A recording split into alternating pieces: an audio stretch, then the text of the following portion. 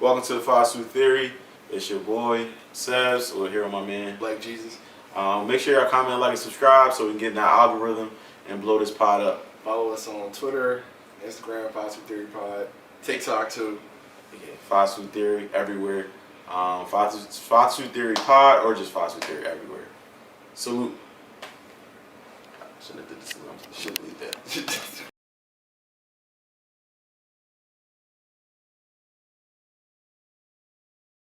Bro, it was a 7-point game. It was a 21-point game going into that. Should be happening. But yeah, we live. Welcome back. Welcome back to the Fast Food Theory. It's your boy Sebs. Black Jesus. Guys don't know. I got an 8-minute ISO. I'm gonna get off my chest. This is a surprise to me. It is a total surprise. That's why I didn't tell you. I ain't even seen you the thing. I usually send you the thing. What we're gonna do is we're gonna relax. Oh yeah. Go calm down. Fooling from the start. Pause. Yeah, man. I got a lot to pod about today, but I don't. It ain't no groundbreaking shit. We talking our shit though, but it's some interesting shit. I got feedback the other day. It was like, yeah, I listened to the pod finally, and I like this. I said, I told you would have liked it. Yeah, I can tell y'all just not niggas with mics. Damn, like, so that means we gotta be niggas with mics. She was like, no, the conversation's really natural. I really like it. I mean, when you do a pod with your best friend, you talk about shit you was gonna talk about anyway. You just record. Just have the mics on before I start recording. I was like, yeah, most of the time. That's the thing about the show, for real. I think our podcast will already have not blown, but like we will already be like doing like packed live shows and shit if they catch the shit on PlayStation Party. If they catch shit on PlayStation Party, I don't know. That's the thing. It's so inflammatory. It's provocative and it works because it's like, wait, this does have some merit to it. I'm not gonna go into what we said, but it's like, yo, that's crazy. You came from that angle, but I see where you're coming from. Like, I rolled down that road before. I made a U-turn, but it should be talking on the pod. I'd be like, this. Sometimes somebody need to hear this. Somebody might need to hear this shit we said. Yeah, because I mean that's why we have a podcast. Yeah, exactly. When we get a Patreon, we're gonna start editing. Oh, we get a Patreon, and I'm talking about like a Patreon to where we're getting at least, let's say, 4 figures a month. Y'all want to hear some industry stories? Y'all want to hear about y'all favorite rappers being weirdos behind closed scenes besides bro? Y'all, you know what I mean? I air that shit out. I was thinking about how I never told my airport story. I'm not gonna tell it in this pod. Okay. I'm gonna tell it probably next trip or something. But about my airport TSA situation. Okay. And how I thought I was going to jail. I feel like you told me. Yeah, I did. Yeah. I mean, but yeah. So I was thinking like I got a lot of shit. And my man, shout out Gary, he was like, yo, you gotta lean more into the industry shit because you had a very unique experience. So you do that. You know. My unique experience would be the shit that happened to me in life. Yeah. Miles came over here last night and we was just talking like 4 in the morning. He was like, yeah, bro, I came to talk to you because, not to make it sound bad, he's like, shit be happening. I was like, yeah, bro, shit just be happening. Yeah, Miles was wild last night. Miles was hilarious. Yeah, I'm glad he got home safe. So he left? Yeah, he left like 4 in the morning. I said, I can't be over here. I said, yo, what? The fuck? I thought he was about to snap. Like, yo, bro, Crib has evil spirits. I can't do this. No, he was just drunk, bro. Yeah, he was super drunk. Yeah. Miles was cooked. I fuck with Miles though because Miles is authentically himself at all times, and he like it seems like he has fun. Like he seems like one of those. That's people. a fun nigga. Yeah, it's like it seems like that's a fun nigga. It's crazy. Yeah. But yeah, he seems like one of those people that, you know, like he tries not to be a downer at any moment. Like I never saw Miles where it's like he's mad for more than like 10 seconds. Yeah. And it's like, yeah, I'm gonna get fucked up, and I'm gonna still try to enjoy myself after getting fucked up. Like the night's not over. That's just getting. Yeah, no, that's the shit with Miles. It'd be like 2 in the morning, like I'm ready to go. He'd be like, yo, to the next spot. And I'm like, home. No. Why? What you wanna do at home? Go to sleep. What's the fucking man? Exactly. I'm like, all right, nigga. I see what you're on today. So, you know, those are the type of niggas I like to keep away from me, but in my reach, like, you're a fun nigga, you inspirational. Bro, he was like, yeah, I'm about to dip. I was like, what you want to go home? Yeah, I said, it's an after. I said, go home, bro. Like, definitely is an after hour. I just went to one about 2 months ago. Yeah. It was never. I think I've been to one after hour. I would never go back.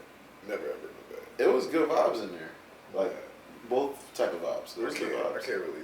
I mean, I can tell my story. A bitch licked my neck and after hour. I didn't. She licked your neck in after I hour. was definitely sexually assaulted. She wasn't attractive. So, all right, because I'm not trying to make light of SA. It's like the meme, like if she was bad as shit, that wouldn't be sexual. If she was bad as shit, I'm like, can you relax a little? We could talk about this. I'll be like, I'm out at you. I'll be back. I'm like, you got any recent hot tricks? That shit was like, it was like one of them situations where I was just chilling and she just grabbed me. I'm like, I remember she about to tell me something. She wasn't trying to tell me nothing.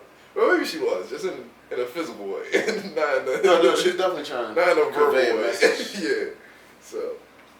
Yeah, I understand. That was my last time after. What you been up to this week, bro? What's up with Kai's? Cause I ain't heard from you in a couple of days. Bro, work was dry. Work was drawing. You seen that TikTok I sent you? Which one? About these jobs spying on niggas. I sent you a TikTok, bro.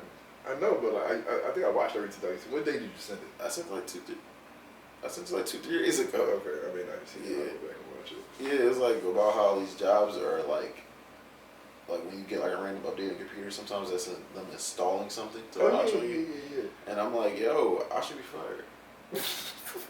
I'm not gonna give up a free game on the pod, but you, when your situation, you can't do that. People are in my situation, they can do something about that. Okay. But like the shit was so bad, it was like a blur. Like, cause I gotta drive like 2 hours to work, and I had to do that like 3 or 4 times when I got home. You had to do the office so much? Cause I'm behind on my attendance, so I had to catch up on attendance. What do you have to scan your key card at certain times a month? You gotta be there 60%. And I was at like 52, and I was behind by 2 days. So I had to catch up on the 2 days. I didn't know it was up to 60% now. Yeah. So I had to do that, and that driving really makes you tired. Driving is very annoying. It's very draining. Yeah, so I would get home and try to do work, but like I would eat lunch. I would literally be at my keyboard like falling asleep. I hate to be one of those guys. Damn, I shouldn't let it roll. But I hate to be one of those guys. But yeah, the 9 to 5 thing is really a hamster wheel. Yeah. Like a conventional 9 to 5, where you driving 30 minutes to an hour to work. Then having to work for 8 hours, 30-minute break at a lot of these jobs. It's really a hamster wheel. And then drive back. By the time you're going home, it made me realize that not really, like it wasn't something I didn't realize. This something we talked about before. Like you can't outwork poverty. Mm-mm. You just can't. You gotta get a brick. Yeah, you gotta get a brick and fit. Or it's insider. You know some insider traders. Yeah, so I've been like, of course we got the podcast. I just been looking for ways to monetize shit, get more free time, because like, you can't outwork poverty. I tell my parents that all the time. Like, yo, honestly, I'm just trying to buy my freedom. Yeah. And they be laughing at me, but I'm dead the fuck serious. But T, I said dead the fuck serious. Yeah. Like I haven't been doing the things I enjoy because I've been working so much, and just like you try to stay down like every once in a while. It's just like, nah, this ain't me. Yeah, I'm about to start staying down super crazy because but I just saw a trip to Chicago. I might be taking the flight only 1:30. Yeah, I would take it. Yeah, I've actually been looking at trips to Chicago. So like, I want to go to Chicago, St. Martin, Toronto, London. I gotta figure out what I'm doing for my birthday. Yeah, I just bought 2 concert tickets. I thought you were about to say 2 condos. I was say, bro, no, 2 you worked your way out of the park. I bought Variety Scientist tickets. Okay. Aaron Ray. Did you buy Usher? No, not yet. I may have to eventually. But I'm not. I really don't want to do more like stadium or intimate shows are better. Yeah. So Aaron Ray is gonna be at the Foundry. The Foundry and the Fillmore are the same thing, right? I'm tripping. Foundry was within the Fillmore. Okay. So Mariah Science gonna be at the Fillmore. And then, Damn, she Fillmore now? Yeah, she Fillmore now. That's tough. I'm happy for her. Spread Thin is a classic. I don't think people realize, like, yeah, she's like learning how to sing live and learning how to get her performance skills up, but she's learning through like trial. Right. And it's making her ingrained to her fans, so they're growing with her. Right. And her music is, it's good. I think her music's good too. Yeah. So people like she's growing at an exponential rate, and she was like this whole time, like from her like second album, she's been on tour the whole time. Like, Yeah. featuring on tours, festivals. Right. Like she's just growing. And then Omay, he's having a show in Brooklyn. And his last album, I don't really like it, so I might go do that. But they charge him like $130 for his tickets. I don't know if he got $130, but Mariah Times got $150 out of me, so he might get $130. Yeah, as a person that did, I would say over 100 shows in the industry, that being backstage, I can attest to like a Grammy nominated. I don't think he got a Grammy nominated artist, diamond selling artist that over 50 million records sold. Period. I would say that these artists actually prefer the more intimate shows. Yeah, they're better. They prefer the more intimate That shows. division, like, I was really like done with concerts till I watched that division show Yeah. last year. That shit made me really like, damn, like, yo, this shit lit. Fuck him. But yeah, you know why. And we're not going to get into it. But yeah, he makes good music though. It's cool. Yeah, but I get what you're saying. So concert boy, you about to be concert boy, I feel you. Only intimate shows though. So I'm kind of cooked on concerts. I'm only going to do intimate shows and no rappers. No rappers. Fuck these rappers. Yeah, no rappers. Only R&B. Rappers are, I'm not going to say it. Like, That's I was telling my dime. man, That's I was a like, yo, dime. rappers are getting so much money now, it's taking the love of the actual music out of it. It's like, kind of like, I look at rap, and we'll get into this parallel later, because to bring home this point, rap and sports, especially NBA, being so parallel that it affects both worlds. Like they're getting more than ever in the NBA, And they acting like brats. and they're acting like brats, and that's how the rappers act now. Where it's like, you know what I mean? And you got these '90s guys on both sides, where they weren't given proper payment. Like you see Scottie Pippen. You know what I mean? Scottie Pippen should have earned way more throughout his career. You know what I mean? Even though, yeah, you put your name on that deal, but you should have earned way more, right? Or you got niggas like, I'm trying to think of a '90s nigga who got kind of even the raw, like Biggie. Biggie and Pac died, bro.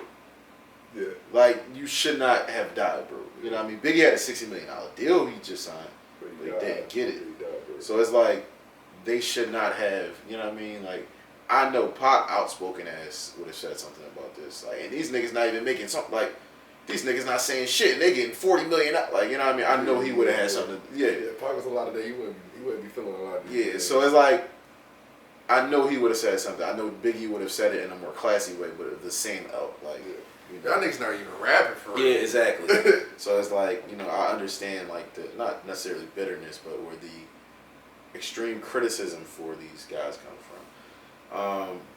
But yeah, the love is kind of gone for a lot of guys. Just going through the motions. Even like the Anthony Edwards thing, where he was just like, yeah, niggas not coming to All-Star Weekend to like, it's like very, very, and that's on the topic list. It's I was very disappointed. It's very backhanded, like especially since you carry it. He's seen the Michael Jordan memes. Yeah. And he like leans into it.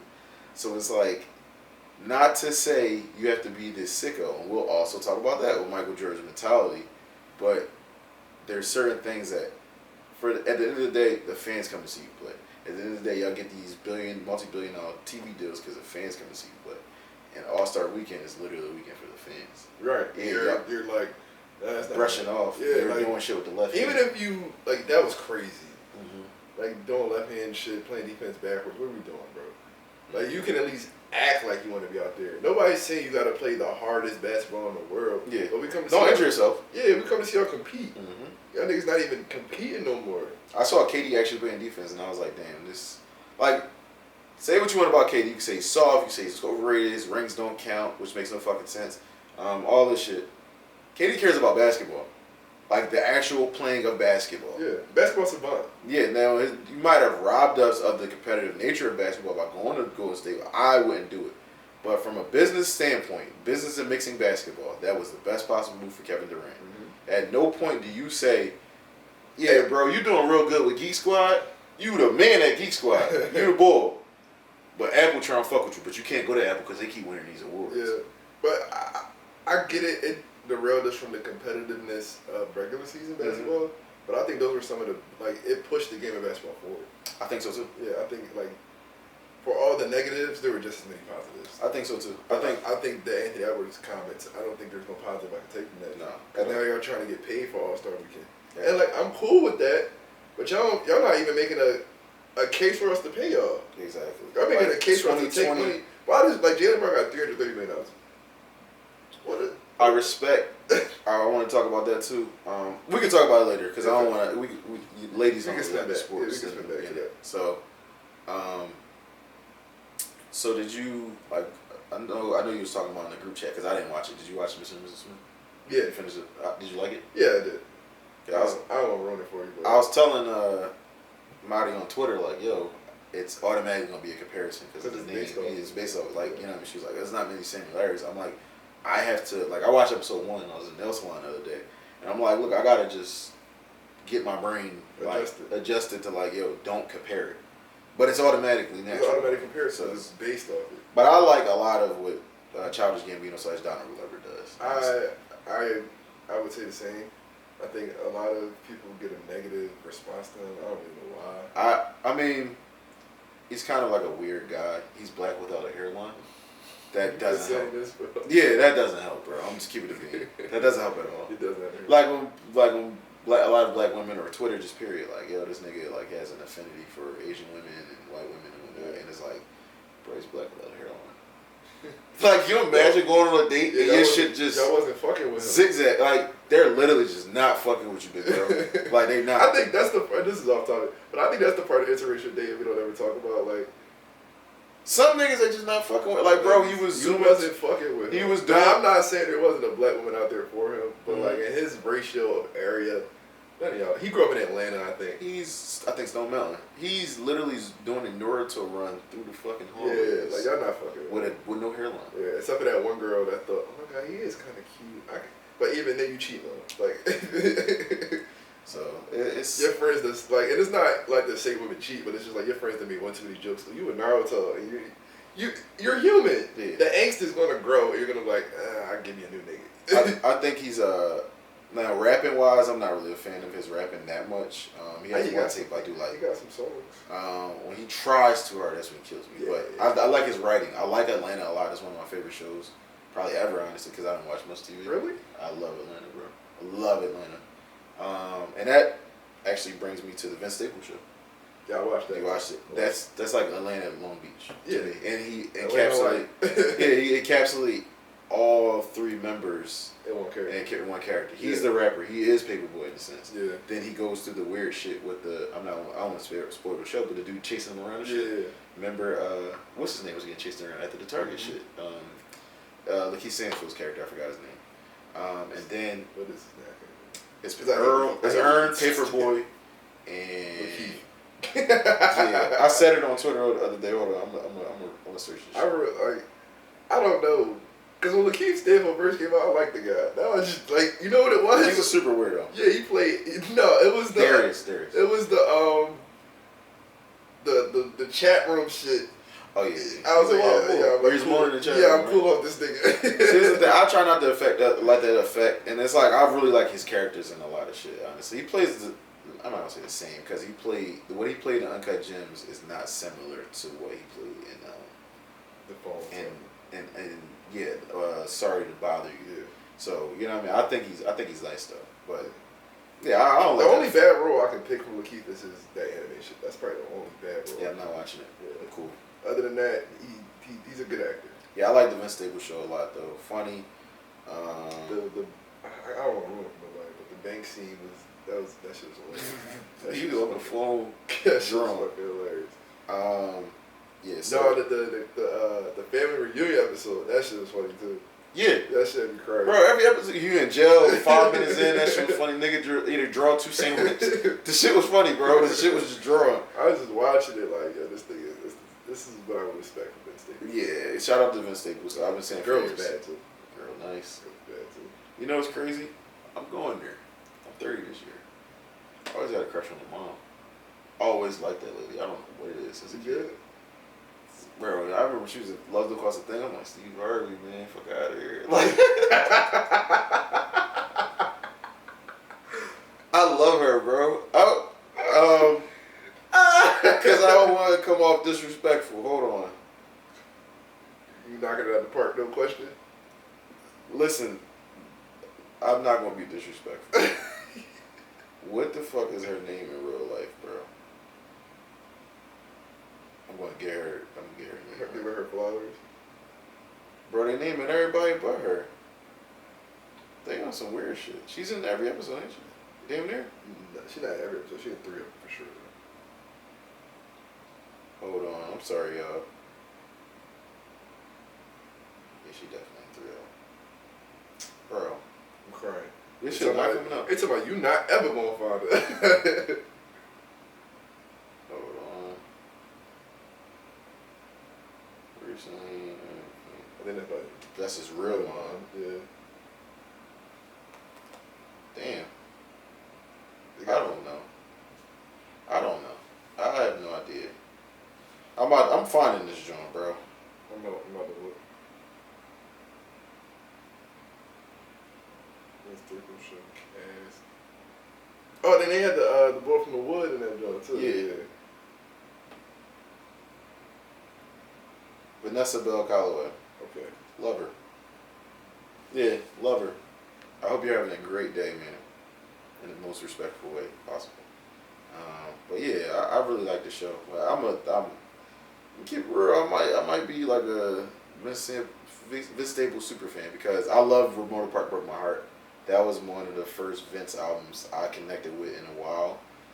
And I'm like, all right, this nigga's talking about something. You ever heard the Nas joint about where like he's rapping from the perspective of a gun? Mm-hmm. I Give You Power. I think Vince made a song on par with that where, what is it? Because I know all the lyrics. I just don't know The name of the song. the name. Because I can't remember shit. You know what was crazy? I didn't like this statement When Sparks Fly. when he came out with Prima Donna. Didn't like it. Mm-hmm. I wasn't a fan of his Staples. As the person, I was always a fan of him. Yeah. But his music, I think it was His interview is best in the game, in my opinion. Easy. Him and Tyler. Yeah. I would say FM and then Vince Staples and then Ramona Parker. Vince Staples, the album, was the one that really, because it opens up with Are You With That? And it was on Insecure. Yeah. And I was like, this song fucking high. Yeah. That Vince shout out to Vince, man. He goes through just talking about doing, like, yo, I was this person's assistant, I was doing this, I was this person's hype man, I was doing, like, he was Mac Miller's hype man, he was doing this, he didn't really want to rap, he always shouts out his manager Corey for doing this, like, shout out to Vince, man, to see his evolution throughout the industry, period, entertainment industry overall, amazing. I'm happy he finally got a show to showcase his, Giannis got 22. Yeah, that's what I love. Yeah, to showcase his talent. Yeah, if y'all heard that, Kaz is a fucking gambling fanatic, so. Sorry. Yeah. They got me. But shout out to the Vince Staples show. I think it's really good. Yeah, man, that's what I've been doing this week. I watched that this week. Yeah. Yeah. I watched it in one day. I don't know if you into it, but I watched the Avatar: The Last Airbender. That was really good. Where's it at? Netflix. It's on Netflix? Yeah, it's on Netflix. I don't know if you watched the cartoon or not. No, I did. That was my shit. Yeah, they do it. On Twitter, a lot of people were drawing parallels, and it made me have a negative light on it. But I was like, I'm gonna sit here and watch it, and they did a really good job. There were a few scenes, and they skip over a little bit, but that's to be expected. But they capture all the elements. Really good casting. Some of it's a little cringy, but the effects, the story, character casting, fight scenes. I give it an 8.5 9 out of 10. See, that's the thing. Because the show was like a 12 out of 10. With you, yeah, I love the show. That's the thing with you, like, you super into anime, and it's funny because a lot of niggas aren't really into anime. They just watch Dragon Ball Z. Yeah. And it's like, that's why I don't talk anime with niggas. Yeah. when you start to really get in your nerd bag of anime, I think we might have to actually implement that into the show because that's a big sector. Yeah, a lot of niggas just be like, they Casual. punch it and kick it. Yeah. Like bro, no one really watched the storylines or like the lessons they're trying to teach. Right. It's just like, oh, this is cool. Right. It's like, it is cool. Yeah, it's, but it's so much more like, when niggas can only name fighting anime, I'd be like, okay, well, it's not for me. A lot of anime stories that I take from them is redemption, Yeah. sorrow, You know what I mean? Handling grief. But that plays into the part of niggas just not paying attention to anything. Because, like, niggas that read a Shakespeare book and don't take anything from it. So it's just like, I don't know. Yeah. Shout out to us. Shout out to us. This week, did you see the 24-hour daycare shit? Yeah, I saw it, bro. I saw it. You not fucking with it? Mixed feelings. See, I saw a 24-hour day. I woke up from a nap. I saw y'all snapping about it. I said, all right, you know, I'm a contrarian. I'm always going to look for the way to come from the other angle. I'm thinking with the mind work third shift. Yeah, like, I can think of a situation where I was dealing with a woman and she didn't have a support system. I do have my mom and grandmoms, but, like, what if the kid not with me or like she with her and she got to go do something or work a double and she can't get her to my mom or something. She don't have that support system. Right. An overnight daycare would be, like, there is some use to it. Right. But the thing about everything, like, there are people that are going to abuse it. I just feel like an overnight daycare should not be brought, or it should not be, not an option, but you should not be taking your child to overnight daycare because Meek is in the road for the 15th time. And then people were trying to, like, oh, y'all just hate when people have lives. Like why is that? People that make club culture their whole life or dick appointments or, like, why is that your entire existence? This is the thing where, it's a big, I don't even know what to say, but there's a big dynamic or interesting dynamic between kid and parent, right? One, you did have a life before the kid got here. Yeah. But also, the kid did not ask to be here. So you have to adjust. Yeah. You know what I mean? Like a lot of people don't realize with growth, you're not that person anymore. Mm-hmm. You can't ever go back to being that person. Mm-hmm. This is who you are now. Right. You chose this. Like, there was not a lot of, like, I spent a good amount of time with my grandparents when I was a child, but I spent a lot of fucking time with my parents. Yeah. And it was very rare, like, my parents would be like, oh, you going here because we going out tonight. It was very rare. Yeah, like, it's a very special occasion where I'm going to do this. But, like, it shouldn't be like, yeah, I'm going to just drop them off. Because, like, anything, I'm just thinking about the bad that could happen at a 24-hour daycare. I don't know. Sometimes shit just be happening bad. I don't trust people that much with my kids. I don't. Because what if they drunk? You see what I'm saying? I know what niggas. I know what I've done at jobs. Like, these people, and I have self-control. I know people that don't have self-control, and I wouldn't want you around my kids at all. I was just around bones. Yeah. So I just couldn't do that. Like, growing up, my mom would, like, because I would like to go with my grandma. Like, right. I'm like, all right, bro, look, you want to be with your grandma, I'm going to go out. My mom was never going to take time, like, yeah, you going over here because I'm going out. Like, no, that was never the situation. And then once I got mature enough, I always stayed to myself. You know, I say to myself, that mom, like, are you good? Or, yeah, I'm going to go to the beer. I'm going to the bar. I'll be back in a couple hours. My mom never was like, yo, I'm not coming home. Or, like, she would never stay up. She would come home, bring me food, and we rock out, like, watch TV together. I think the most, like, I can recall more times my parents went to go see R-rated things and felt like I couldn't be exposed to that, at least in the movies. Yeah. They went to go to the movies without me, or like special comedy shows or a play they know I wouldn't be interested in. Then they did, like, yeah, we're going out tonight to the club. Yeah. Like, I don't know. This whole club culture thing is a little... I think club culture, nightlife, the fact that people aren't with the people they're having kids with, they're not building real bonds. Like, for me, nothing made me happier than, like, yo, I got a bond with the woman I love and we have a kid. Like, yo, I want to kick it with y'all every day. Like, what's happening is, and I talked to my parents about this when I was younger. A lot of people take care of kids, they don't raise them.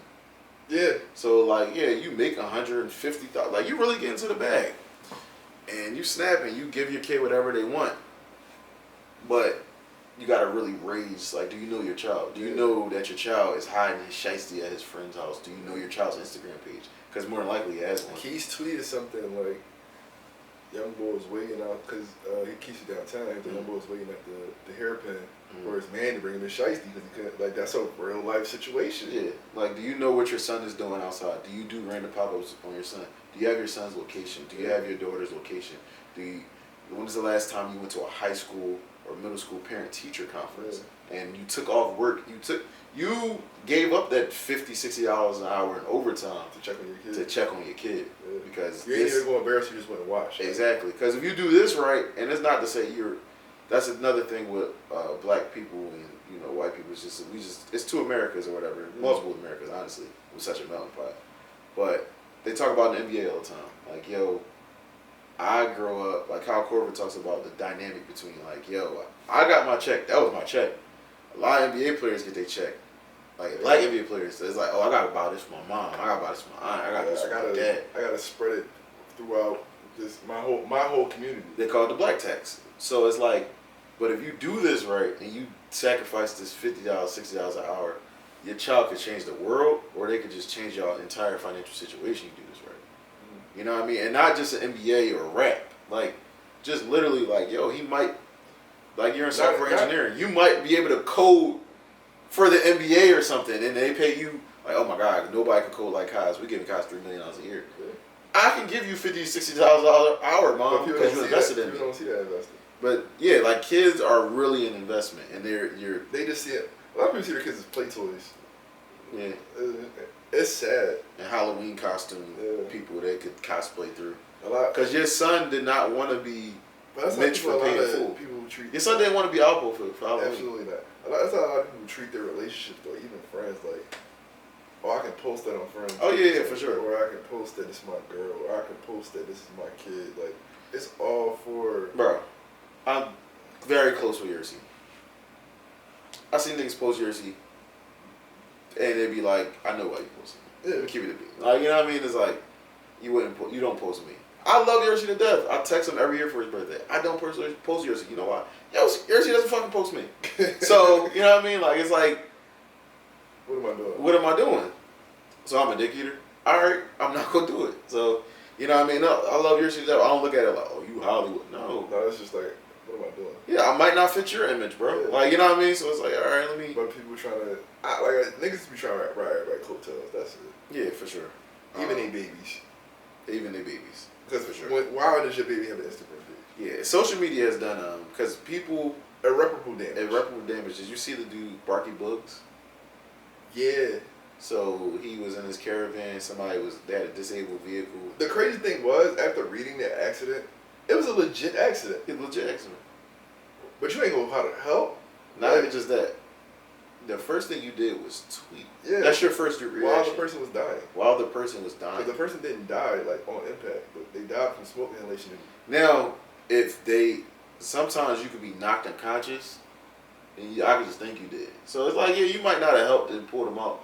You might have been scared, might have not known what to do. But the last thing you should do is tweet.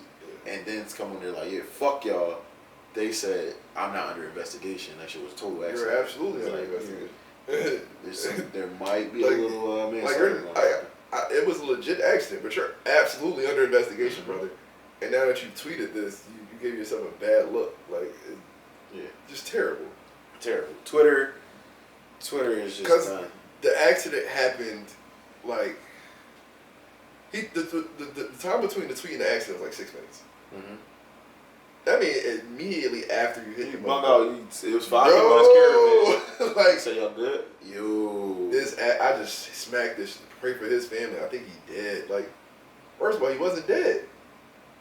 Yeah, it's just, I just don't. I want to start a new. Now, I won't say there's anything wrong with his tweet because it really wasn't. No, it's just the timing. Yeah, people don't think timing matters. Like, timing absolutely matters. Yeah, situational awareness is a very big thing. I wanted to say, like, I wanted to start a new segment on the show called It's Not That Serious. Like, for Twitter, like, another thing on this Twitter this week, we saw the dude fighting it so bad after the $27 an hour shit with the fake Amiris. Right. Psych Amiris, silly G's. Bro, I'm not gonna lie, that's the name of the show. Psych Amiri, silly G's. But I saw I didn't see, like, the video at first because I was looking for the original video. Mm-hmm. And then somebody put it over his pic. I said, these the funniest things on the internet. Because Sharif had quoted it, and I didn't peep the hoodie was fake. I wasn't paying. It was the jeans for me. The stars was pilling. And you ever watch the SpongeBob episode, the I'm a Good Noodle? That's the only thing I could think of.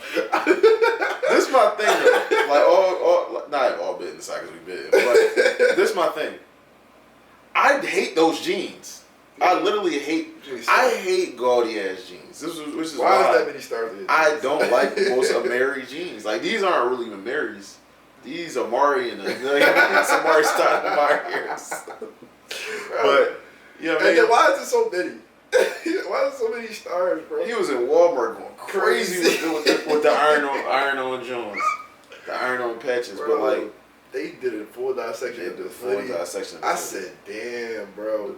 Yeah, that was some. He talking about some. Then he said, they saying I'm sassy. He gonna say maybe it's a little bit of sass. Bro, he had an AP on an Apple Watch. Yeah, Apple Watch. I mean, AP on the right hand, Apple Watch on the left hand. I got 2 watches on. Gold AP in that. You don't have a gold AP, bro. I promise you. I got on 2 watches. I still come in late, bro. That's it. He had the G-Shock with the AP casing. No, he had a fake ass AP. Raheem the Jeweler. Like, I just. Shout out to Raheem the Jeweler. that Gilead Walla episode, he crying, bro. Yeah, I was like, yo, what the fuck? Like, he said, I got fake Lambos. Yeah. I said, excuse me? I got a fake Lambo. I was thinking about the whole thing, like with the percentages. I don't care what dope block you got. I don't care what you do for a living, for in the underworld. If you're cheating to win, you shouldn't really win. No, not just that. No, because everybody does it. But I just feel like, especially on a low level, it's kind of corny to trying to shit on people. Yeah.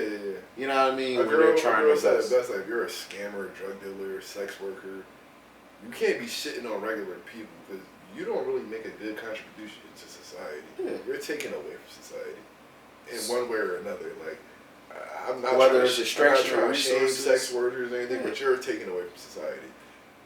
I'm shaming drug dealers. You basically prey on you prey on people's. You're preying on the weak-minded. On the weak, you're literally a negative contribution to society. You're a net negative. So you can't really be shaming the motherfucker that go to work and make $27 delivering packages. Like he make the whole fucking ecosystem go. You are the predator on the outside of it, fucking up everything. Yeah, I just want to judge everybody. Yeah, at $27 an hour, that's not nothing to sniff at. Bro, I mean, these people. That's more than triple the fucking minimum wage. Bro, I understand everything is super expensive, and that's what he was like, I couldn't even. Like, bro, okay, that. And somebody's like, yo, this is AKA I got a lot of debt. Like, yeah, you have a lot of liabilities, bro. But that just comes with life. Like, you can't function without life. Like, yeah, my bills are over $2 a month. I probably couldn't make $27 an hour, but I won't laugh at somebody making or try to shit on them. Yeah, when niggas say, I'm like, that's good, bro. Like, yeah, build like. Could you start somewhere? I didn't see. Nigga, I started at 13, bro. I didn't see friends go from $11 an hour to signing 8-figure deals. Yeah, I didn't see friends go from legit homeless. That same friend that was $11 an hour. He was homeless, $11 an hour, living in I told you this was gonna happen. Yeah. Living in a nursing home with his grandmother's, like sneaking in there, bro.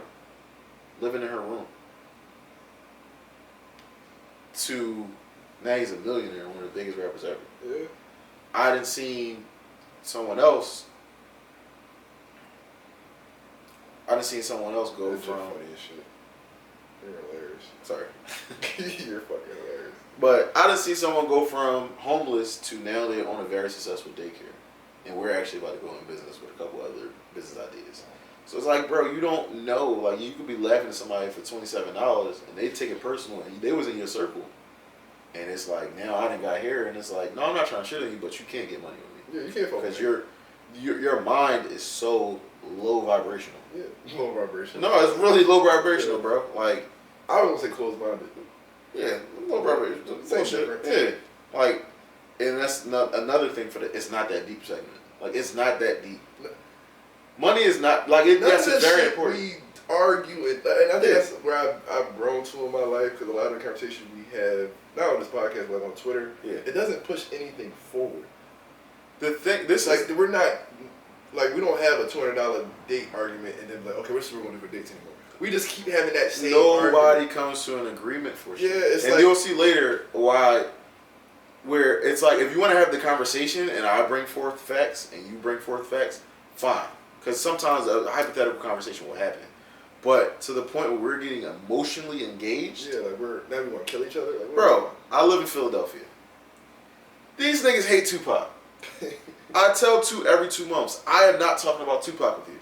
What does Tupac do once a month for engagement? Talk about Tupac. I don't tweet that much about Tupac, and I'm a fan. Yeah. Which is why I always say someone that hates somebody and someone that loves somebody, it's very similar. Very, very similar. It's two sides of the same coin. So it's like, bro, like, you know what I mean? It's like, I'm not, bro, I told Tupac the last time he texted me about Tupac, yeah, Tupac wasn't this, why he's alive, I said, bro, he sold $5 million, bro. I mean, 5 million records in 2 months. Biggie did 2 million in 2 years. Who do you think was a bigger rapper? And he didn't respond. No. I'm like, bro, like, because that's quantifiable. Yeah. We can qualify, like, oh, the bigger star was the nigga that sold more. Like, that's what we can qualify. Especially that don't mean that. But this is the thing. We're not even in an era where rap is pop yet. Yeah. Rap is still, like, right there. So it's like, bro, selling 5 million back then is crazy. That's insane. And like, all right, he has a double album. That was back when, like, if a white parent caught you with Tupac, I was gonna beat you silly. See, Dolores Tucker was not even 4 years removed from bulldozing Doggy Style and Strictly for My Niggas and just Wu-Tang albums, like saying it's too detrimental to society. She might have been on something with that. She might have been cooking. She might have been cooking. She might have been cooking. Yeah, I mean, but a lot of racism they might be on the side. what I tell Tupac all the time, I be like, bro, we're not gonna agree. Like, and that's just fine if you have your mind made up. At no point has Tupac ever been like, you know what, young boy, you right. Love Tupac to death. He don't come from that area though. You know what I mean? But at some point. No, why? I'm just saying, at some point, one of us has to be the person to be like, you know what, bro? I'm not going to be doing this with you, bro. Yeah, that's where I'm at with it. Yeah, like, I'm not even.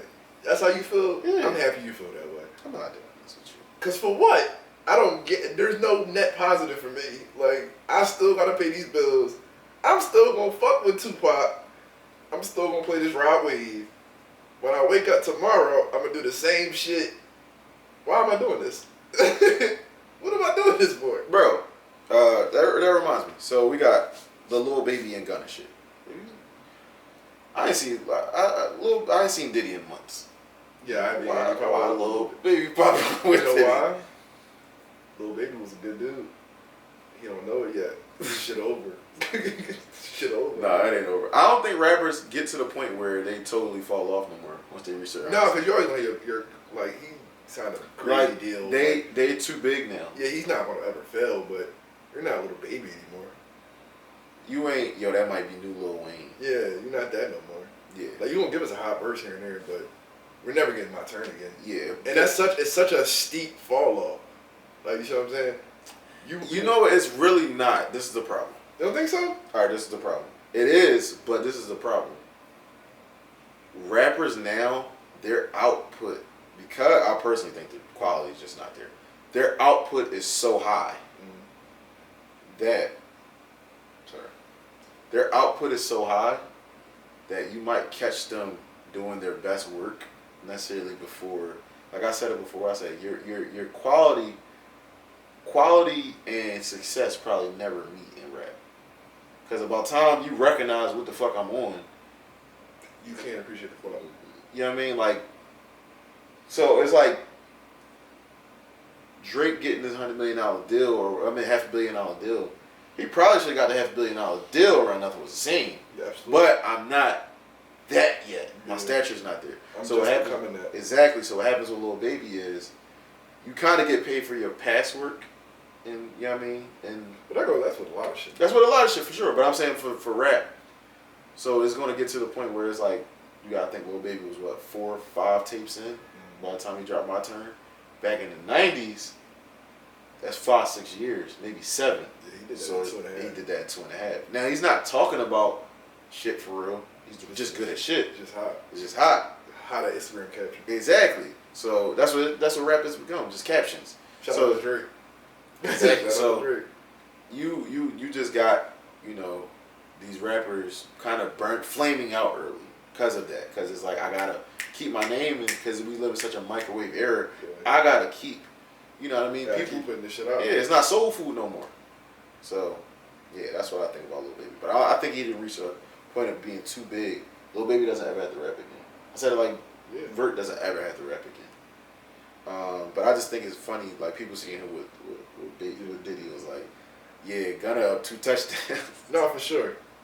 I don't think he's up. Gunna the guy in shape. This is the thing about the Gunna thing. I think Gunna, overall, I don't think he was better than Baby in their primes. But I think he's more musically inclined. So Yeah. I feel like he can adapt. I think Gunna was always more musically inclined. And I think his rapping was just a part under Baby's. Mm-hmm. And I think because he was so musically inclined, he was still able to grow. Yeah. And now he's reached a height where like he's And you also circles around this nigga. you also need that. Yo, they doubted me. You need that as a rapper. Yeah. I think that might be the best thing that ever happened to him. Yeah. But he was like, I went back and really listened to Gunna tapes. Like, I gave it a listen. I was like, He's this a nigga, bull. like this nigga. He's a bull. He's one of the leaders of the new school. Yeah, I was like, this nigga right here is he's very talented. Yeah, he's super talented. The thing, Lil Baby just doesn't know. Yeah. this is the thing about the Gunna shit and why, like, I be trying to tell people. I don't have a problem with like necessarily. I don't have a problem with a lot of shit, but I just don't like people playing both sides. Like the Gunna shit. You might have signed into YSL. Well, it took a while for you to get signed, so you knew what YSL was allegedly getting into, and that propelled your career. Yeah. Like you didn't become Gunna. Like yo, we're so easy. Like niggas are apprehensive to listen to new artists. It's a new fucking rapper every other day since like 2015. It's no guarantee it's gonna be good. Your anxiety. Why am I about to waste my time? Mm-hmm. Like damn, this 4 minutes I listened to you, I could have been playing Somebody I know. Fake I Evans, could have I been Love playing. You or Yeah, some exactly. shit. So my whole thing with the Gunna thing is you knew and you love the benefit. You love the benefit of being YSL. Now when it comes down and they organize this RICO or whatever, whether it's shaky case or great case. Now you don't. Now it's a gang. I wasn't there for I that. don't know nothing about When it. niggas was following y'all in the Benz, tinted up Benz, y'all get Puerto Rico, y'all got tent, and the niggas is following y'all with guns and drugs in the car. Now it's I ain't nothing to do with that. But You got a lot to do with that, and that is part. You got everything to do with it. And that naturally makes you part of the RICO. Yeah. So that's my whole problem with the Gunna thing. It becomes like I ain't know nothing about that. And then you got people like, yeah, Gunna not even a street nigga. It's a Shady Park Crip. It says it all the time. Atlanta's full of Crips. Yeah, so it's like, when do you get to decide to be a street nigga or not? That's my only thing with the Gunna thing. And it's like, I don't want to hear you talk tough. I don't want to hear you talk about how they set you up to do that. I don't want to hear none of it, bro. I just don't. I think your music sounds amazing.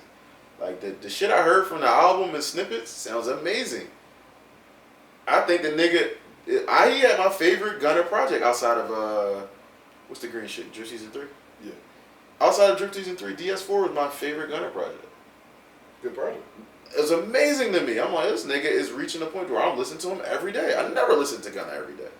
I got a Gunna playlist. So, it's like, bro, I totally... I can't rock with you on the, just total victimization of Gunna. I just, you know what I mean? Oh, I don't have no. Not you, but I'm just saying, like, the average fan. But that's how people compartmentalize their fandom, like because niggas want to be quasi street niggas, quasi demons. Yeah, I'm not. And I'm the not only way doing they can still, because it's good music. The only way they can still listen to it and not feel like a dumbass in their own head is like, you wasn't a street nigga for real. Yeah, like bro, so you're not listening I don't to care. I don't believe you're a real demon anyway. Mm-hmm. So if you want to listen to Gunna, I don't give a fuck. You don't have to make excuses for another grown ass man. Right. Just listen to him. So I get your frustration, absolutely. Yeah, it's like I'm just tired of the conversation. Honestly, it's like what the fuck are we doing here? But he's going on tour. How do you think his tour will do? Somebody Think it'll sell out? Somebody said it best. They're going to be some of the most beautiful women ever at these concerts. No doubt. I definitely think the Baddie's going to beat her, but do you think it's going to sell out? Hell yeah. Women are the ones buying tickets. He has the woman. He's going to sell out. Fuck you mean? And That's then crazy. he got, just because the Baddie's going to be there, niggas going to be there. And then they got Flo Milli.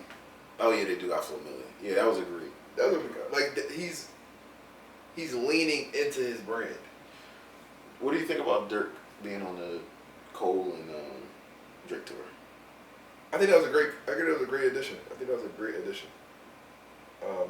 I think it gives Dirk, because I think Dirk, like, he's too big to fail, but I think his sales weren't. Like, his next tape, I don't think his sales were going to be up there. His quality fell off. Yeah, so I think this is a great addition for him to reignite his flame. Hopefully his next tape is, His leak sounds amazing. It sounds crazy. Sounds amazing. So I'm hoping his next tape is... But Lil Baby Luke sounds amazing too, and he can drop some bullshit. Like I said, I hope. I can always hope. Yeah. Because then Cole just dropped a crazy snippet. I'm like, this nigga, if this your last tape, you said it's like if whole drop Reasonable Doubt last, then you can do that. I'm fucking with you.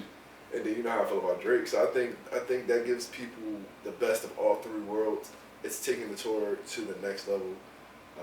It seems like this time he's not just doing karaoke with the mic. It seems like people are really enjoying the show. I enjoyed the show, but like... Right. I know what you mean. Yeah, so... It's the big show. Yeah. Like, his show at the Apollo seemed like it was way more... Like, Yeah, so I got y'all. I think it was great. Give me that shit. God damn, my fault, y'all. But he just got that shit punched. How do you feel... let me see, I'm trying to think. Yeah, I agree with you, though. I think the Dirk move was tough. I'm happy for Dirk. Speaking of Dirk, though, did you see me tweet that lyric the other day? Which one? The light shit. I just talking about the chorus shit, but that was funny too. You talking about the one he was like, bury my man, I hope you don't go to hell. Yeah. I don't think the lyric is that controversial. Like, if you pass, I hope you're doing well now. You and Keith said it best. Like, people just like to bid on me. Like, and there's so much more shit to bid on Meek about. Bro, somebody brought up some controversial shit, like some hypocritical shit about Meek. And they was like, yeah, but you're a Rock Nation though. And I was like, bro, he hasn't been a Rock Nation in years. Yeah. And I was like, bro, if you wanted to pick out something hypocritical about him, you could have chose so I think people, like, we talk about low hanging fruit. People just like that's the fruit on the ground. Mm-hmm. Like, why that tweet? Like, Meek got a tweet talking about he want to rap over Afro beats. Like, you can bid on that. Bro, it's so much shit. He said, how they listen to my music in Africa? Nigga was just there with internet. What you mean? That's what I'm saying. Like, there's so much more shit to bid on. There's so much shit. And you picking that tweet. And then, like, if you go search the niggas' tweets that was quoted, they got similar tweets, bro. So it's like, bro, you knew what he was trying to say. Even if it wasn't a lyric, you knew what he was trying to say. And I don't even, I don't think I follow him. I think it's like Uncle Piz or some shit. It's Justin, man, on Twitter. And he was just like, yo, if Dirk said the same shit, y'all would be. Dirk has a lyric like that. Yeah. He got a lyric, which is worse. Pay for my niggas' funerals even though they going to hell. That's worse. Yeah. Because who are you to say they going to hell? Well, you be around some real demons. You know what I mean? You know what I mean? Yeah, but like, like, type time niggas be on. Like, I just don't, I don't know. Niggas be trying to chase the quasi street nigga shit. That's what it all boils down to. So, what you let's see. What you think about the worst bar thread? I think it's at worst a top 15 thread in Twitter history. Cause there's so many bad bars. I would say, who's your MVP on there too? Like, who's a player you see over and over again putting up numbers? It's always a battle rap nigga. It's always a battle rap nigga. And I don't, the one niggas that say the bad bars, I don't even know any names. Me either. That's why I don't know any names. Fucking but ass. the Joe where he was like, I load the clip and rub on your clitoris or some shit like that. Bo was like, what? Because she wasn't rapping against a girl. This ain't it. This ain't it. I promise you just lost this round. I don't care if that's your first bar. This ain't it. Bro, you can't even say shit after that. It's not that serious. I swear to God, we both got paid already. This ain't it. I don't got one of those. You changing my sex. Because the funny shit about battle rap is, they really talk, a lot of times niggas are really sitting there listening to you rap. Mm-hmm. He said, what? And then the Skepta bar, he was like, I can't say it. Yeah, you can't say it. But Soulja Boy got some in the sky. This nigga Soulja Boy gonna say, Zayd told me that's my nigga. I be fucking him all the time. Yeah. I said, yo, nobody in your group. No engineer, nobody, like, yo. You know who was repeatedly on there? Biggie. Biggie was on there. That's another thing about two. That's my man Buddha was like, yo, you keep putting this nigga up. Now, Pac is drawing with the gold chains. Yeah. but this nigga Biggie said he would rather fuck men than fuck a woman from Escape. Candy, alright. I like Candy. She looks like Mighty Mouse a little bit. But I do it. What Drake say? I do it. I do it. I do it. Like, for how down Tiny is, I do it. I do it. For how down she is, like, I do it. I'm not fucking RuPaul. Come on, bro. That's crazy. It's a man. What are we doing? No, he's wildin'. Wildin'. I think Big Sean was on there a lot. Big Sean was on there a lot. He deserves it. And it's weird because he can rap so well when he wants to rap so well. It's just that once a year. It's just that once a year when he wants to rap well. It's not enough for the other 364 years. Days. Go start a family. He started a family with Janae Aiko. No. Go be with him. Like I really leave us alone. I be explaining to niggas all the time. Like KD dropped the verse. It wasn't bad. Go start a family, bro. Wasn't you engaged before, bro? Get engaged again, bro. You know what your life is like. I don't like that though, KD. I really fuck with KD. But you know why she said she divorced him? He was too worried about his friend. For real? She was just like, he wasn't a man. Like, granted, he was young. Bro, you gotta think, KD like 24. Yeah, he was young. I have $100 million. Yeah. We go to dinner later. I'm trying to hoop you gotta my think about it, niggas. That was around the time KD was having like Dave East at his crib and shit. Like, your bitch come home and Dave East in the crib trying to rap before he Dave East. Like, what are you doing? Get out. Like, think about that for a second. Like, No. Like, bro, at 24, bro, it's still at this, like, I had an emergency happen, you know, with one of my closest friends ever, right? And my dad said something to me. I had to try to serious it out, but my pop was talking to me about how to navigate it. And at first, I'm like, yo, you know me at first. I'm like, yo, I don't have no words. And my dad was like, you know, a friend is not necessarily more important, but it shapes you kind of more than family a lot of the time. That's who you choose to really be around. Yeah. On a very a lot of the basis. times, besides like your mother and father, your parents or your friends are the most important people in your life. And the most I spend more time with you than I spend with my family. So you gotta pick up, especially your friends, when they do some dumb ass shit. You gotta support them through it sometimes. Like where it's like, I don't co-sign this, but I know you better than what the fuck you just did. You know what I mean? So it's like, I know for KD, he probably was on some shit like, yo, I gotta pick my homie. I gotta pick, you know what I mean? Like his brother, like, you know what I mean? And don't ask me how I was in this situation. I'll probably explain it in another story time. His brother was spending, I think they said upwards of $2 million a year. Yeah. So it's like, wow, bro, I'm doing this for y'all. Like I tell y'all all the time, I don't want just the money for me. Yeah. Like, you know what I'm saying? Like, I make $1 million tomorrow, I'm gonna figure out a way to try to bring you in, at least for 6 figures. You know what I'm saying? Like, because I'm trying to get money from my friends and my family. I want us to benefit. I don't necessarily gotta be just this only person with a chain and shit like that. You know what I'm saying? Like, that's not my. No, I agree. I get it. Yeah, that's not my goal. So, yeah, I get it for KD, especially at 24, 25, bro. $100 million. Bitch, you talking about a date, Del Frisco's? I'm cool. No, but she was tall as shit too. They son would have been a fuck. Yeah, she was in WNBA. Yeah. So. Son would have been Victor in the album part too. And she said he was in the streets a little bit. So shout out KD. Yeah, shout out KD. That would be killing me when niggas be KD. You don't get. KD. This knock down your finger. This is why I be calling niggas gay. Cause they'll say you Rollo get bitches, but not KD. Like, what you doing? What we talking about here, bro? What are we doing? Like, what we talking about? What are we doing? One is height and verbally challenged versus. I think that's 7 foot tall with $500 million. Your bitch will fuck a frog, bro. Like, let's be fucking for real. What are we doing here? Oh, we can get into it. Most controversial thing on Twitter this week. You can take it, man. The girl on the stage. Oh, man. That's the wildest shit ever. You think ever? Not ever, because there's some wild shit out there. But the fact that, like, let's just break down the scenario. You take your girl to see her favorite artist ever. And you Dickie, it might be your favorite. You Dickie, and it's your favorite. Right. It's like taking your bitch to see Drake and then Drake tour. Like, it's crazy. The whole, like, the bull. Yeah. But the boy that whose wife actually flew out to go see Drake. Yeah. Like, you see what I'm saying? It's like one of those situations. But that didn't happen in front. Like, it happened on Instagram, and like it happened mostly because you exposed it. Mm-hmm. This happened in front of everybody. Everybody saw it. Yeah.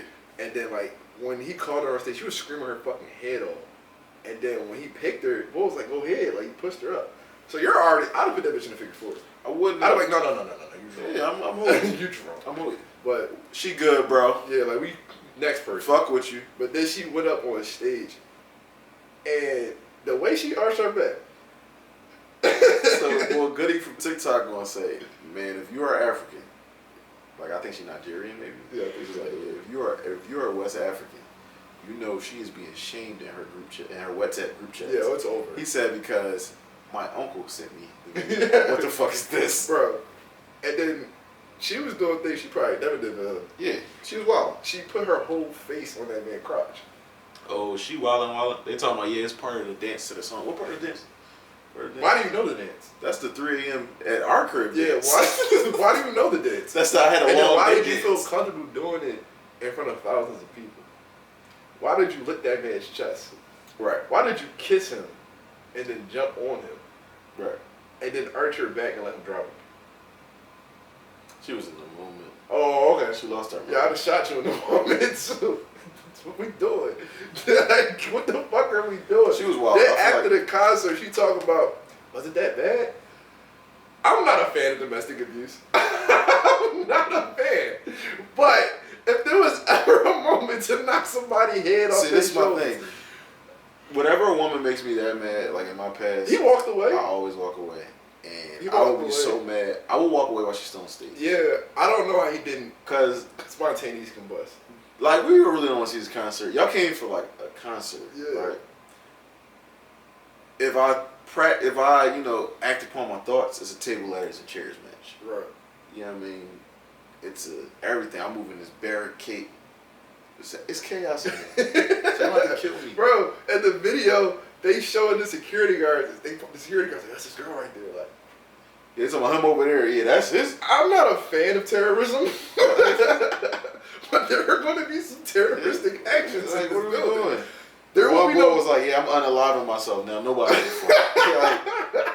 Cause, bro, this is turning into ground zero. I'm sorry. I don't know how I'm gonna do it, but this place is going up in flames. We're blowing this place up.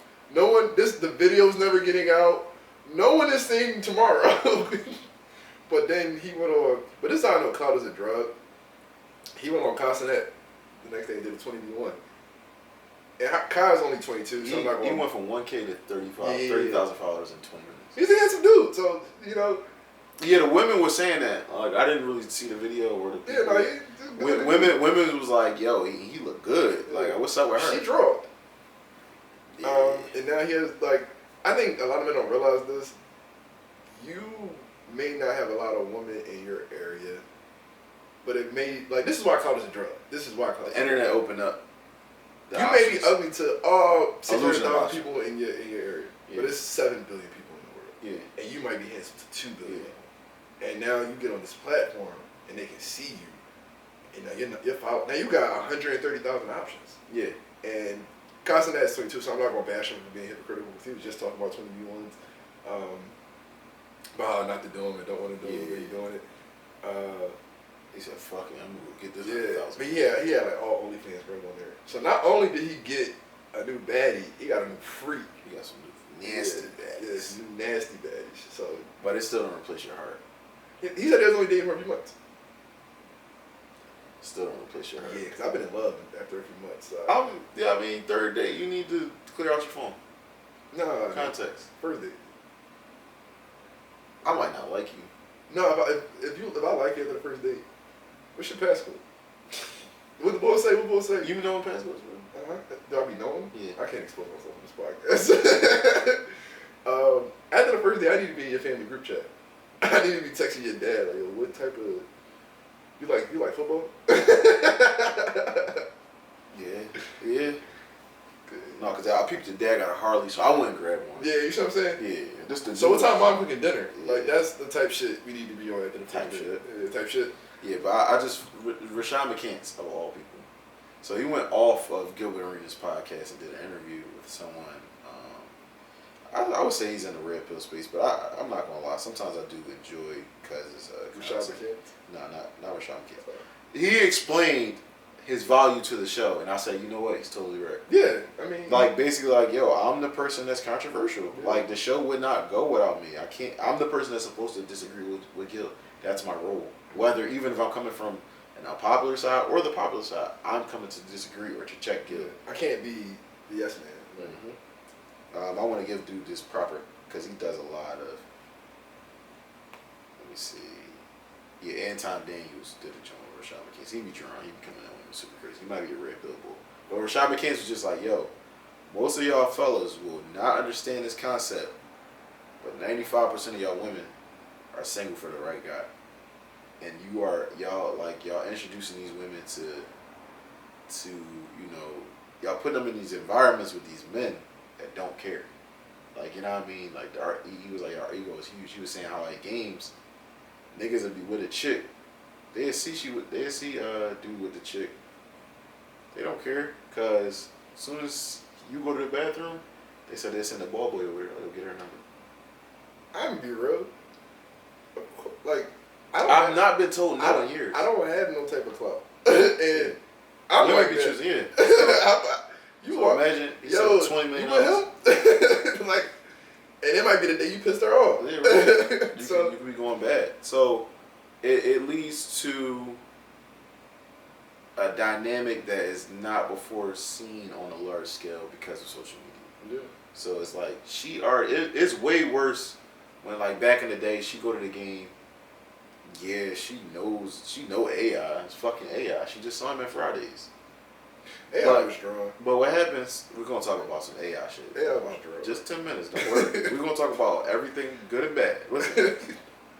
But she knows Allen Iverson, right?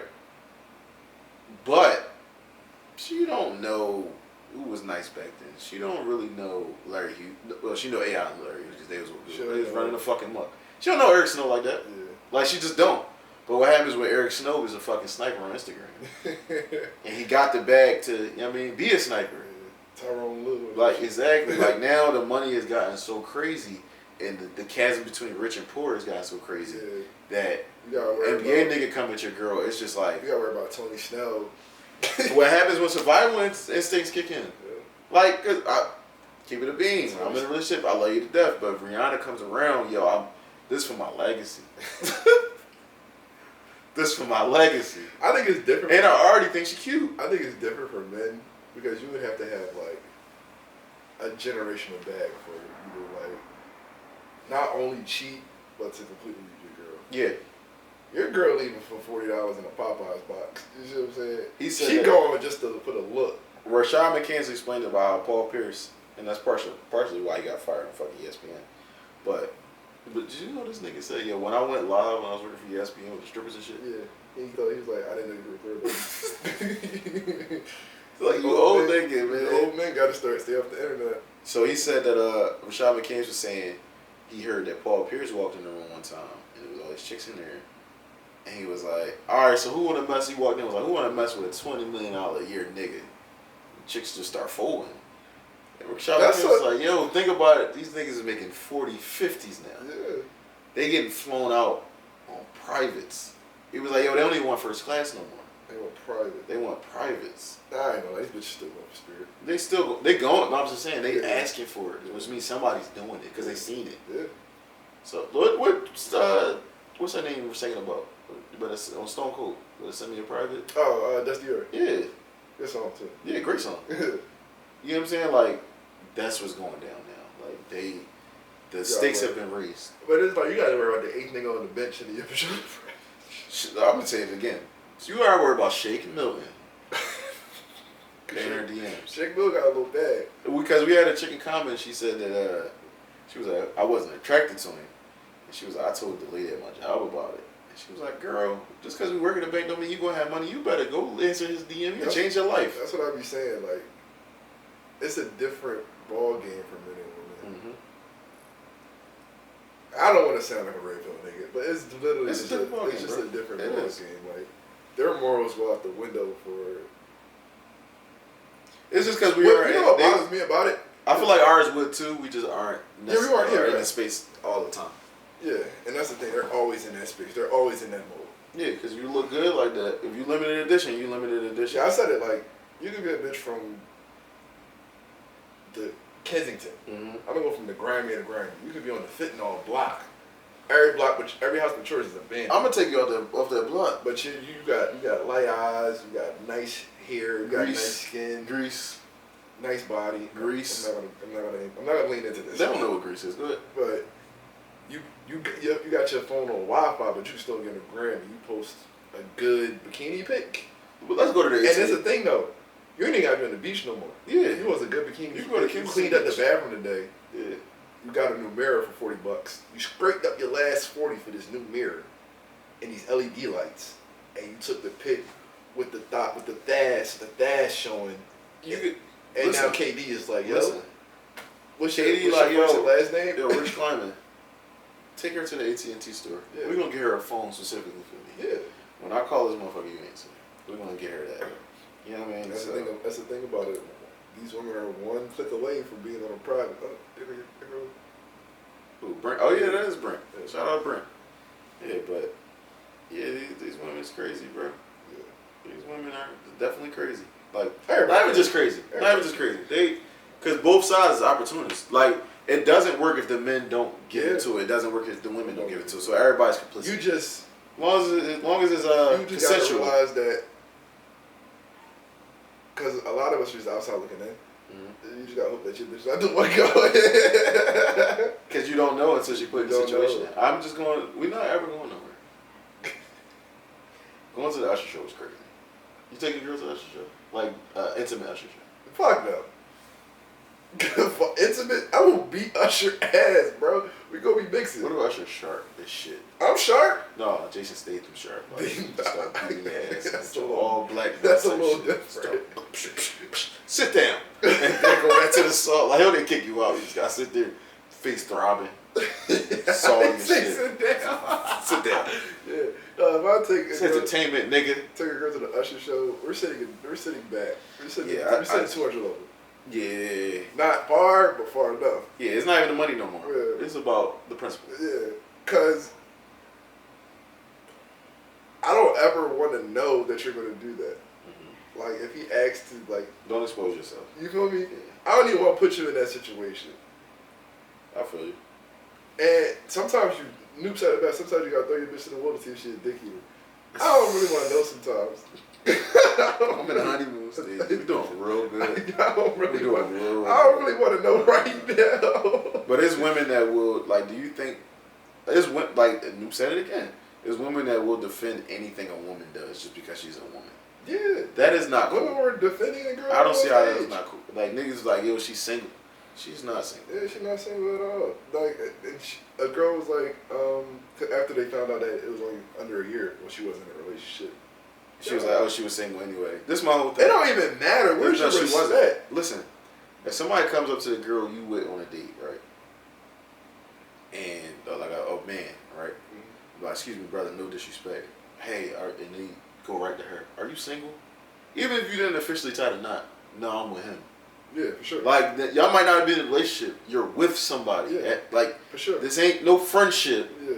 We're on a date. You know what I'm saying? Like, even if it's just a date, I'm a prospect right now. And yeah. Like, what are we doing? Prospect you in the meeting with.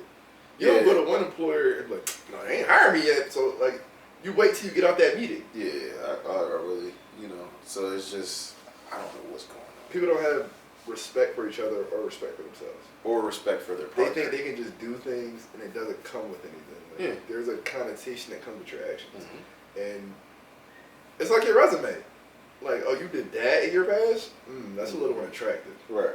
And people don't, both extremes too. Yeah, like people don't really think about that. And they're just like, oh. Like, it's niggas that like, no, cause she fuck with a bum. I really don't want her fucking with nobody. Yeah. Like, you know what I mean? Cause I don't want you to be like, well, yeah, James Harden, Russell Westbrook, and not on the same team though. Like, OKC, Russell Westbrook, James Harden had her, and KD had tagged her. But this one, they was all on different teams. I'm not gonna be like, oh my God, your resume, you you get so many high figure Hall of Fame niggas. You're great. No, I'm gonna be like, yo, you're wild. Yo, how the fuck you get around all these NBA niggas? I ain't mean none of these niggas.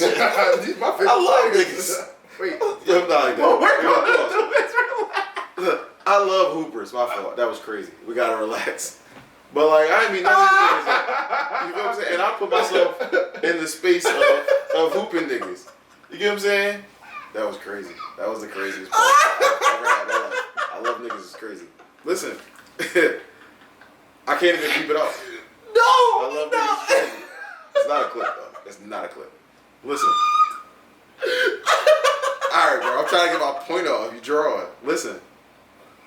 But like, how you meet these niggas? Instagram. What rules? Instagram. Like, She made a TikTok. I love these niggas. Like, these really my guys.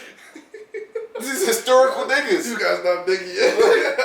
Not like that, bro. I know. Like, Then this is what she gonna say. Yeah, you this guys is are what niggas. she gonna say.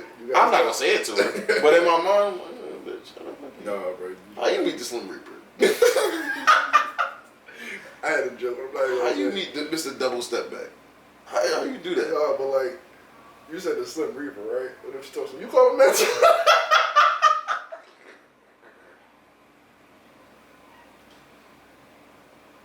I don't even call him Slim Reaper. I really call him Easy Money Sniper because the way he slid my D. Oh my god. We rumbling. Women are insane, bro. You gotta have a lot of confidence to date women these days. Yeah. Oh man. Yeah, you do. I love niggas. It was crazy. That was hilarious, bro. I'm sorry. But speaking of hoopers, though, so there was a thread yesterday, and I decided not to engage with Toot on the timeline. I decided not to engage with Mookie on the timeline. But people were just wrong, objectively. I saw you retweet the tweet, and I was like, okay, Kyle is a part of the wrong ilk. So, big conversation yesterday. I told Toot I'm really gonna respond on the podcast. Mm-hmm. They put up the Mount Rushmore of players. Now, what I will say is, on my Mount Rushmore of players, as far as play style, elevating the game to a new day and age, becoming a global icon through basketball, and inspiring a lot of people to play basketball and becoming the standard, I put Michael Jordan. Mm. As far as changing the way the game is played, modern day, I put Steph Curry. As far as player empowerment and basically showing that you need to insulate yourself and build your team up and showing progress or, you know what I mean, the evolution of it. As far as having Rich Paul intern with Leon Rose and take over one day and, you know what I mean, stuff like that, I'll put LeBron James. And now in the fourth spot, just because he bridged the gap between, notice I'm sectoring it off. It's not just overall just basketball influence, like how the game is played. Then you go to cultural. Who bridged the gap? How did we get to what we are today? I think the hip-hopization of basketball has a lot to do with precursor, I would say the Fab Five, but on a larger scale, Allen Iverson. Right?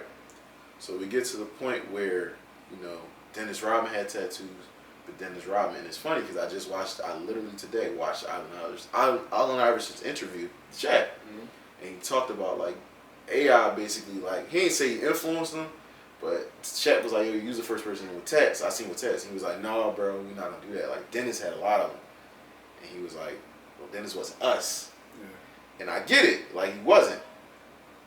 So, you know, Shaq was like, Dennis used to stink. He used to drunk on Dennis. He used to think, this nigga used to come into the meetings late, stinking, eating, you know what I mean, and then go to the club. He said, bro, he'd come to the meeting late, eating chicken and rice, not listening, do practice, play the hardest in practice, leave practice, go straight to, throw his clothes back on over his uniform, go to the club, and bag the baddest women in there, stinking.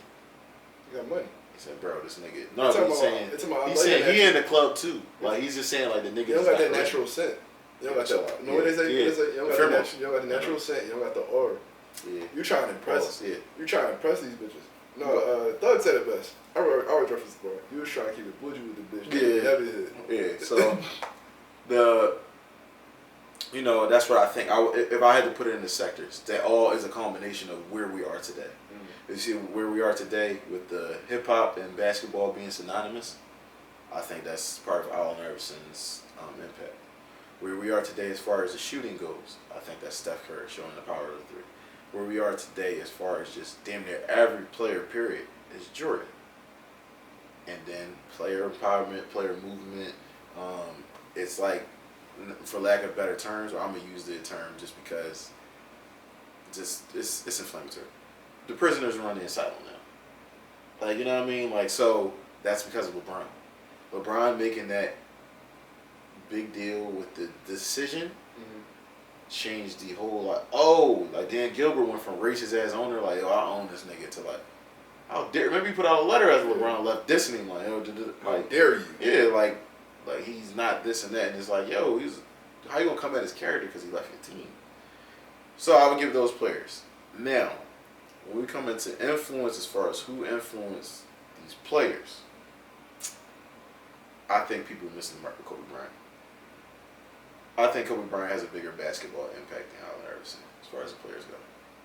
So when I think of that argument, and I'm gonna do an ISO, so I'm gonna let you speak. Go ahead. I thought of it more so as like, who these players, like everybody wants to be Kobe. Mm-hmm. So as far as like who players want to emulate, it's Kobe and Jordan. Like that's no debate there. And then LeBron. Yeah, LeBron and Steph. Like those are the guys. Those are like. Yeah, I get you. Yeah, you can't. It's hard to do LeBron now. Yeah. What's going on, bro? I'm fucking up.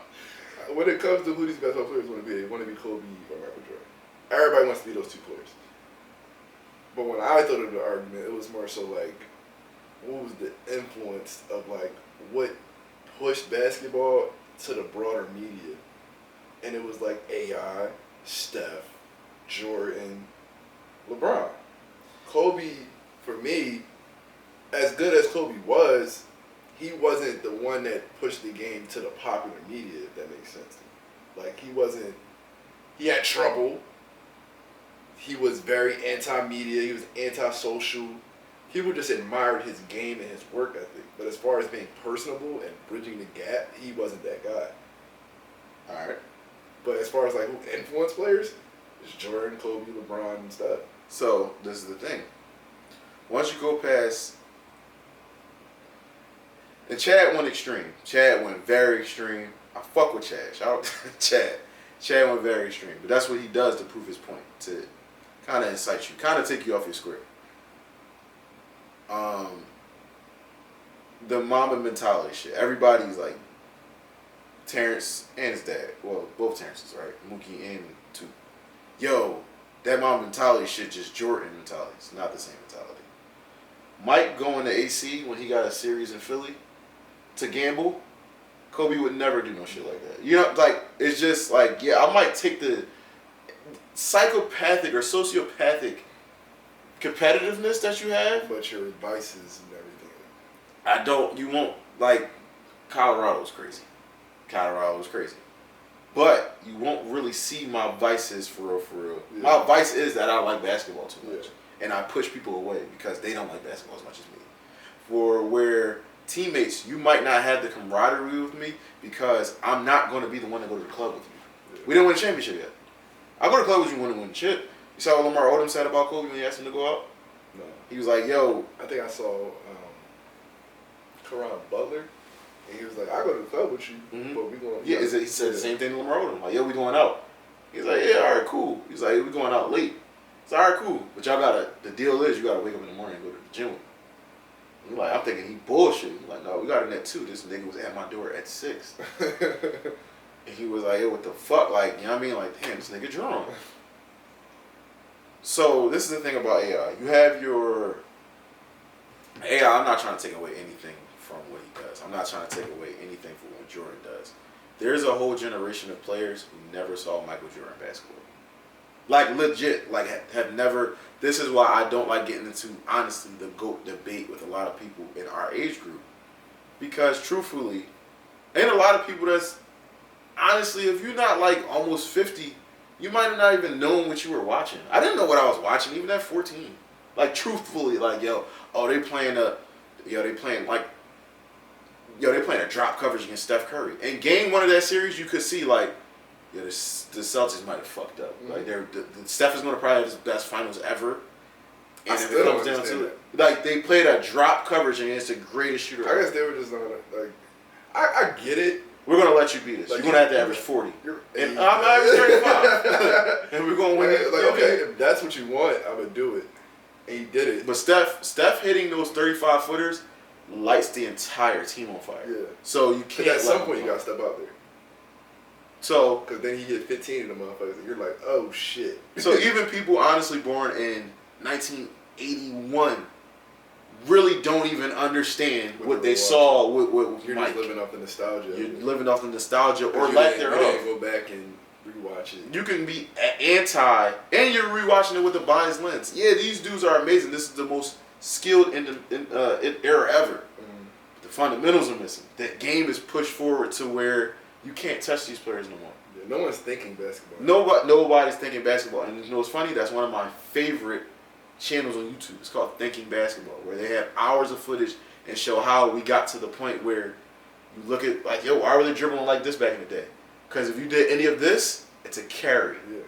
By the fundamentals of basketball, that is a carry. Yeah. Yes, we've got to the point where you're allowed to do that on the highest scale, but it's a carry.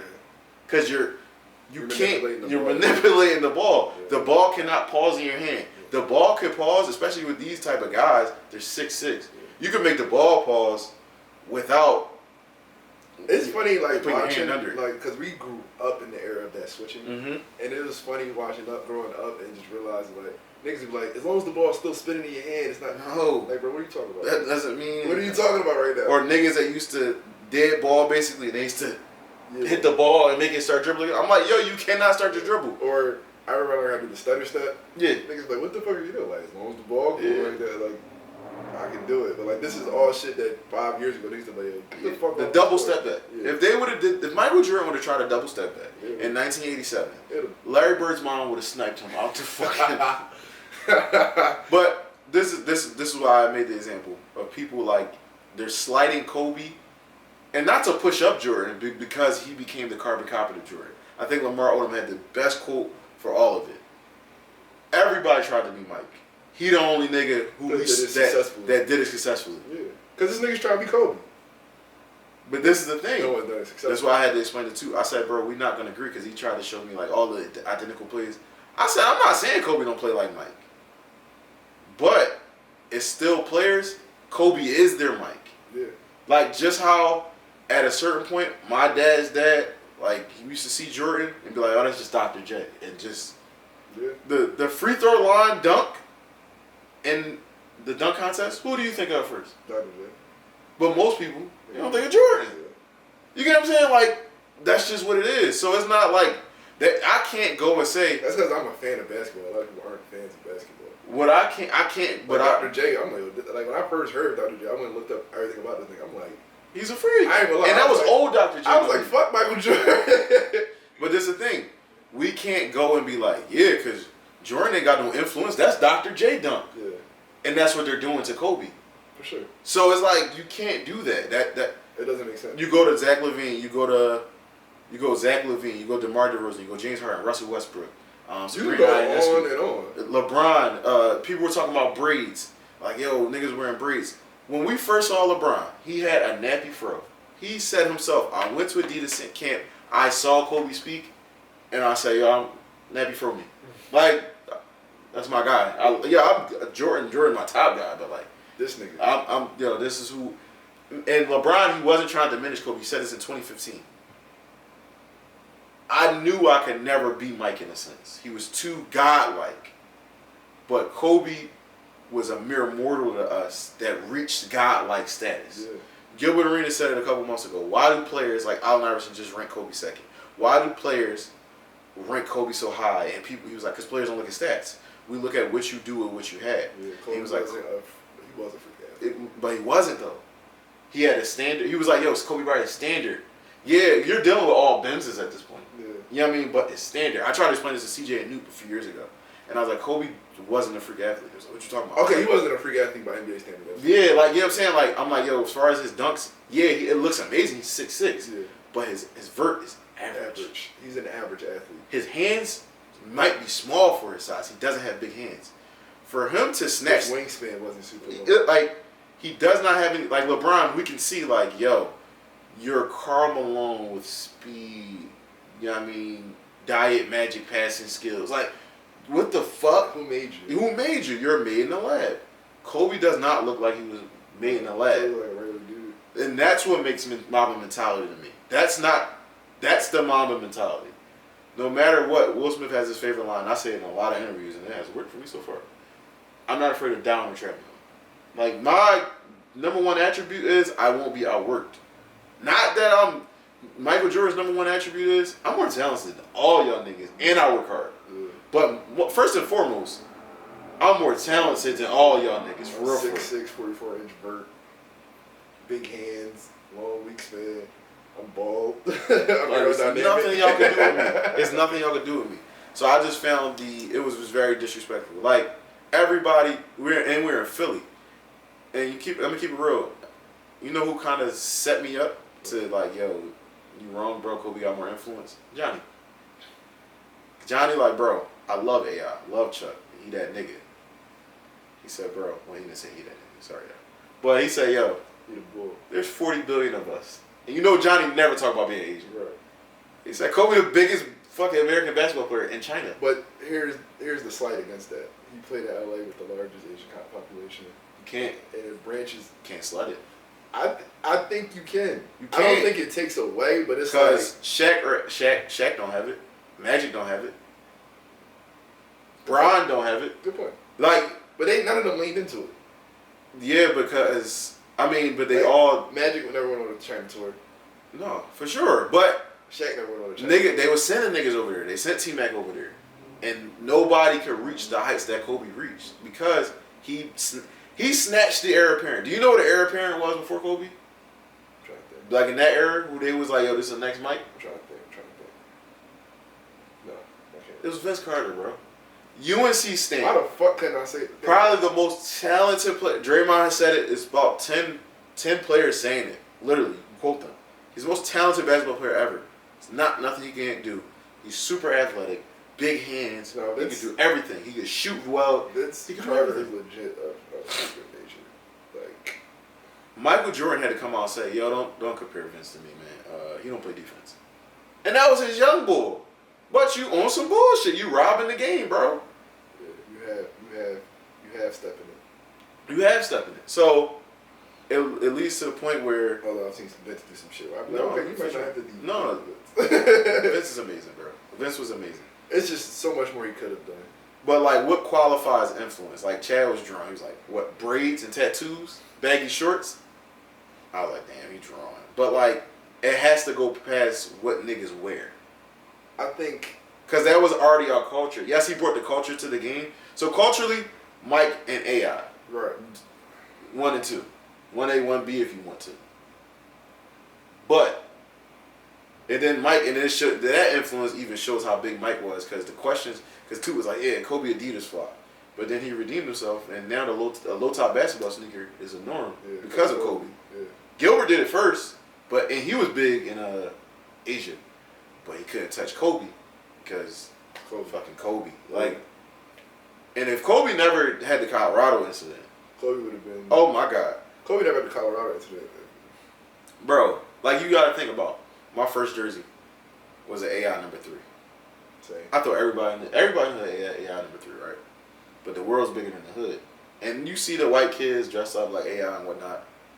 You think AI had the like, how many years do you think AI had top selling jerseys in the 2000s? Like AI's around 3? Yeah.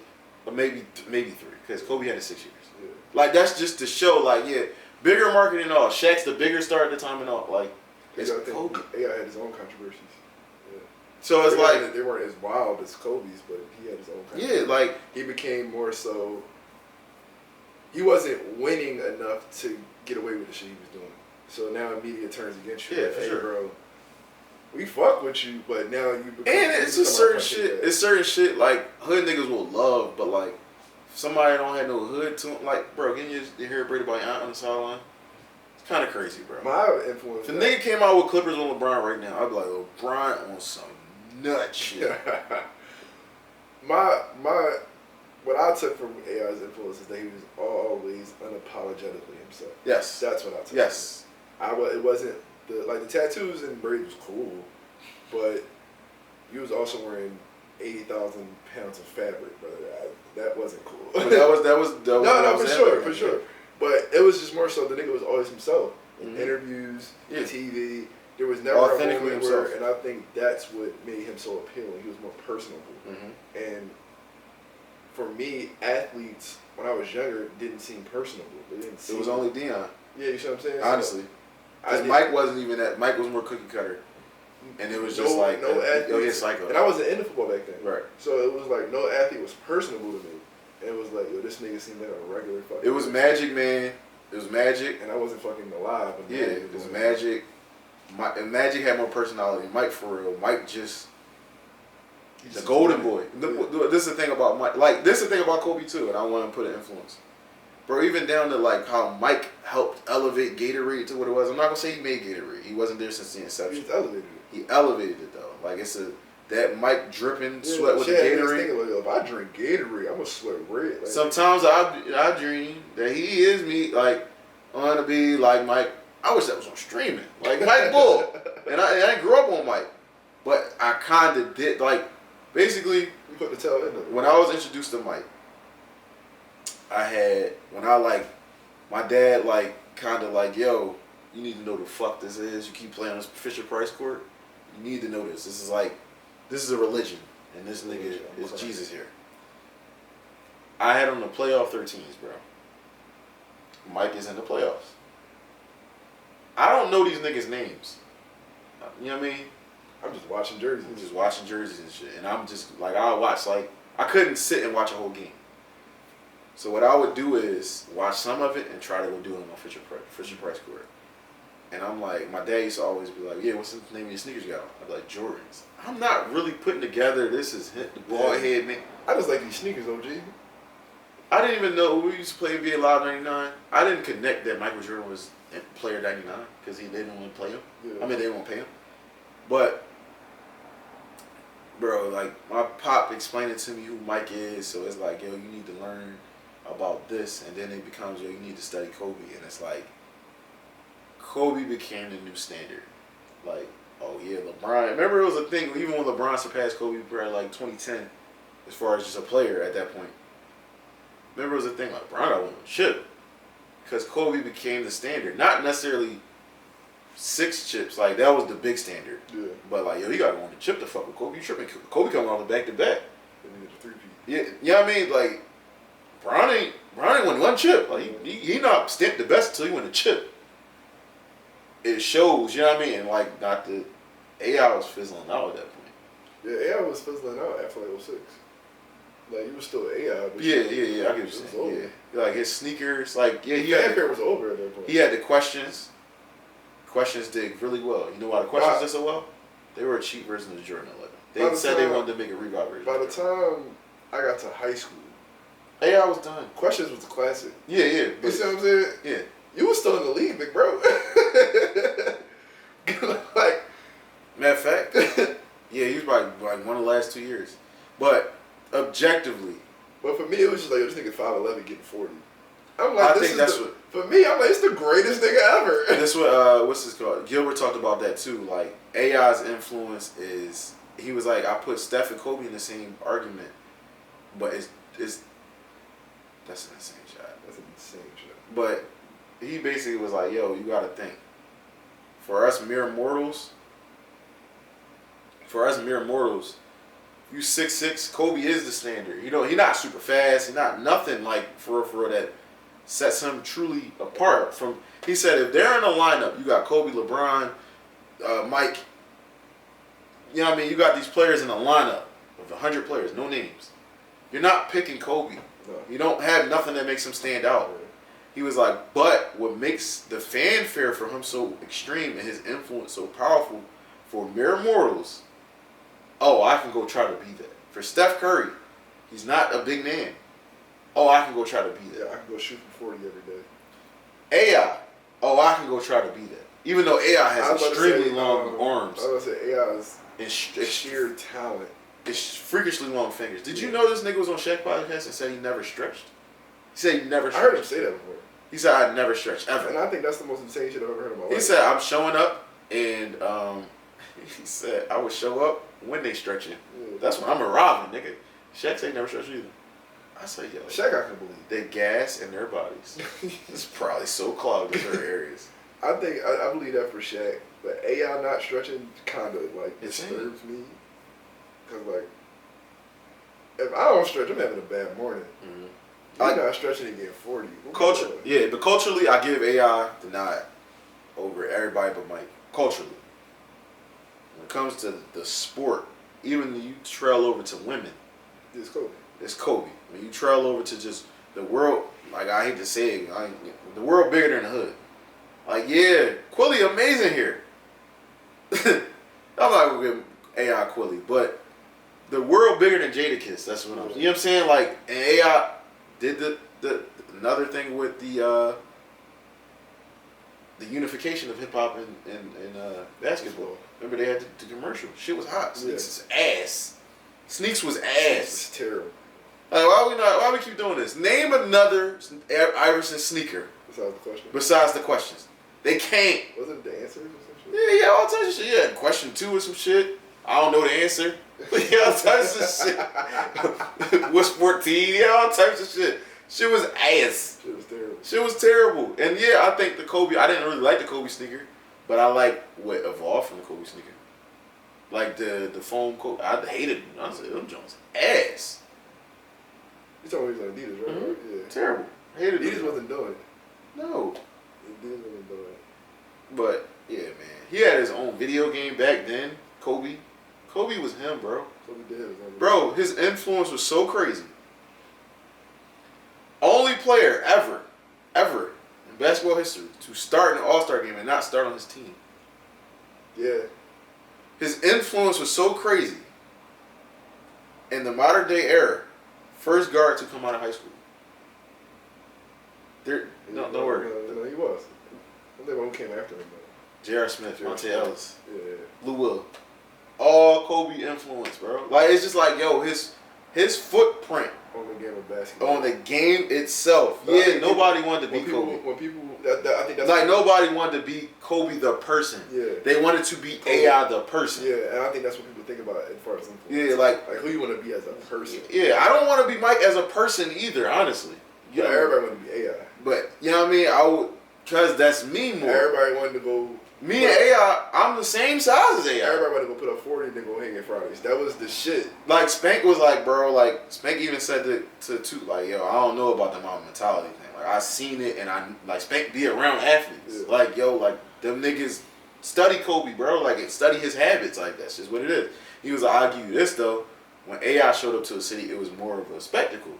Yeah, because I'm going to the fucking club. I'm inciting I'm inciting the city. I'm inciting the economy. Like, you know what I mean? Like, I'm about to leave 40, 50 bands. But Mamba mentality is, I pick AI up from the airport in LA, and he's like, hey, what you about to go do? I'm like, I'm about to work out. And he tell me he going to the club. Or he tell me he going to the club. I say, I'm about to work out.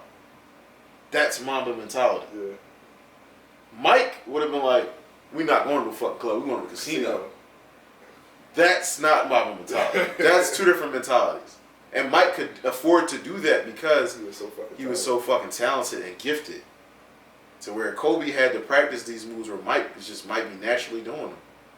Like he used David Thompson and Dr. J as his blueprint. And if you watch both, you see that might be 80% of Michael Jordan's game. Mm-hmm. You know what I mean? So it was a very frustrating conversation because to take away everything Kobe brought to basketball just because he copied someone that everybody copies and he just did it the best.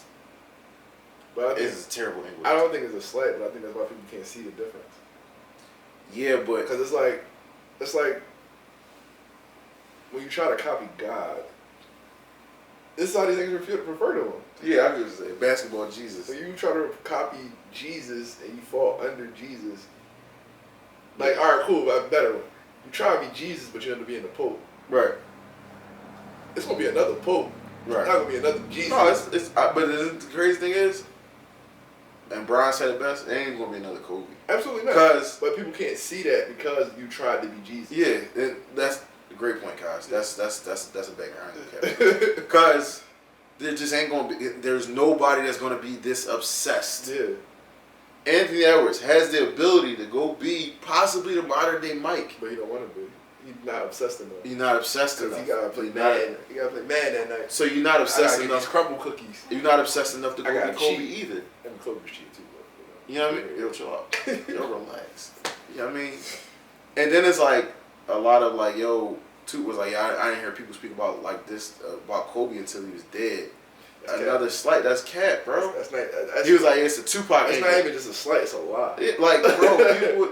Kevin Durant in like 2013, like Kobe and Mike 1A, 1B. Bro, we can go to the 2008 Dream Team. Niggas was like, yo, Kobe walked in the fucking room. We all got better. Influence on basketball.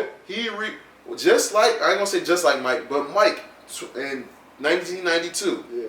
Yo, they letting the NBA niggas play again, and we need to bring this shit back to gold. And Nike, Gatorade, all his sponsors are pushing Mike to go be this Jesus-like figure. Yo, bro, you need to go to Olympus and show motherfuckers. And that's his influence. Like, yo, we coming here to take shit over. Yeah. 2008, what Coach K said, yo, we need to go get the best player in the world. Got Kobe, bro. Yo, we got 2007, I reach out to him, yo, need you.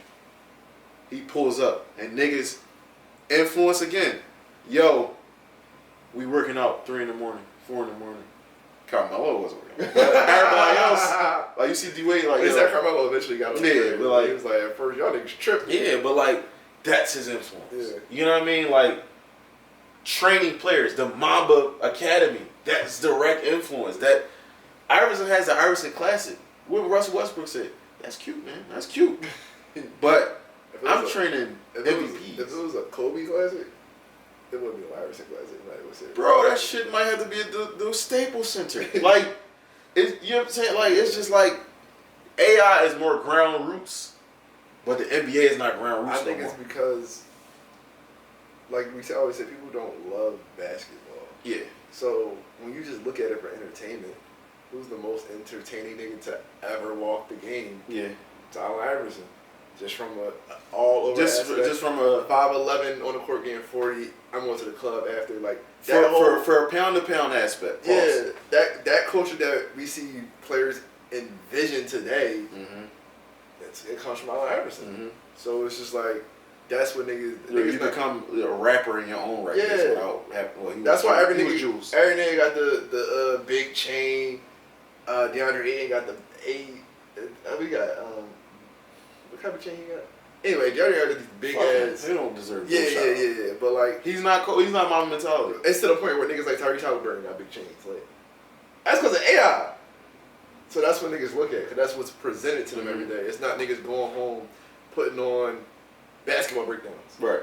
Like, niggas not doing that. Right. Like, I'll do it 2-3 times a week, but niggas not doing that every single day. Mm-hmm. Or even at all. Right. You see what I'm saying? Sure. So, what they see is, yo, Shake Mill, like my bitch picture. Shake Mill got a Sniper Shake chain. Yeah.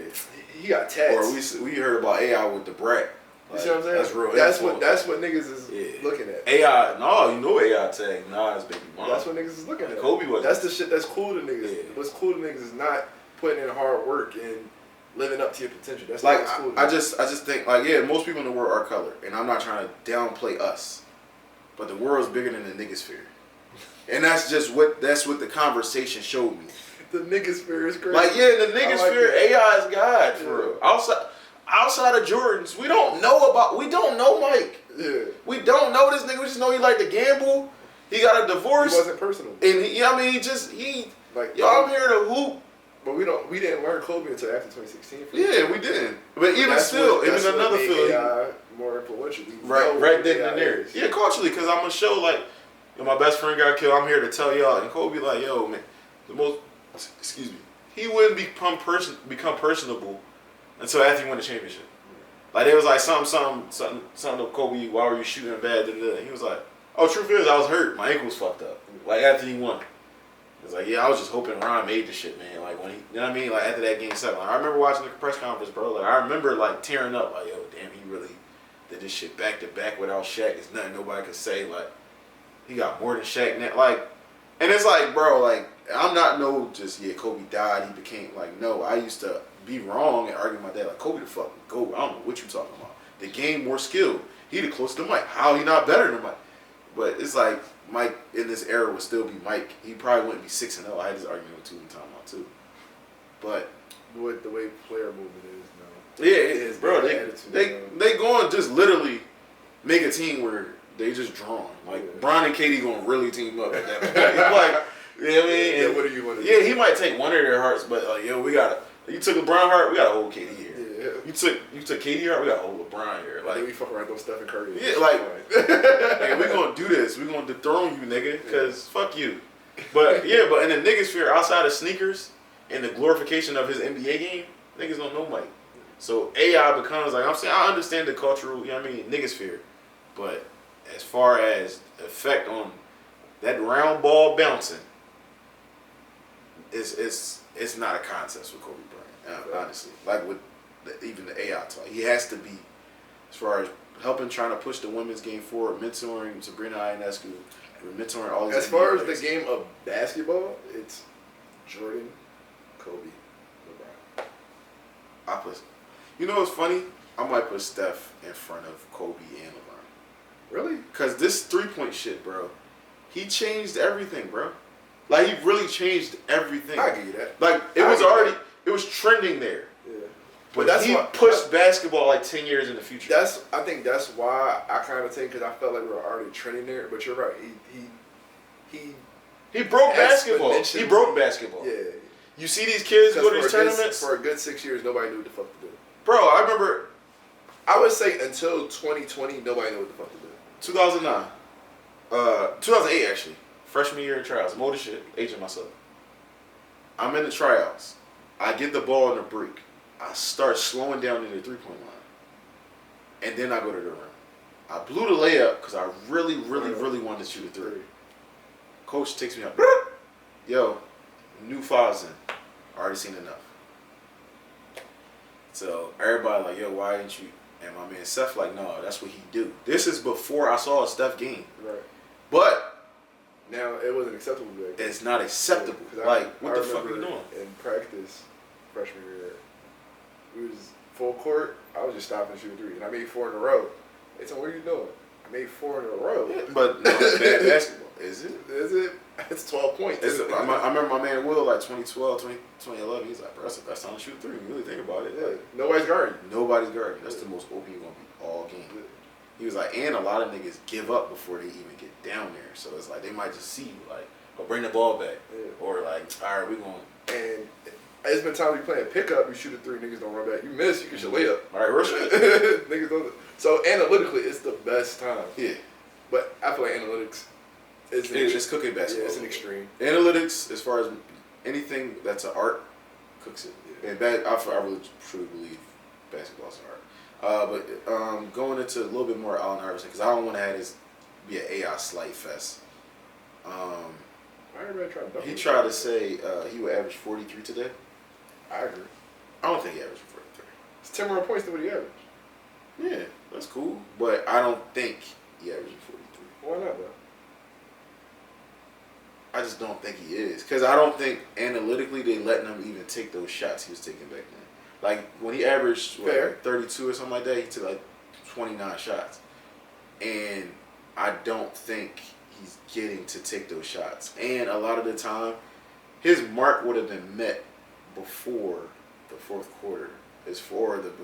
Like, his teams would probably be in a lot of blowout wins just because AI would keep a lot of players in this era in foul trouble.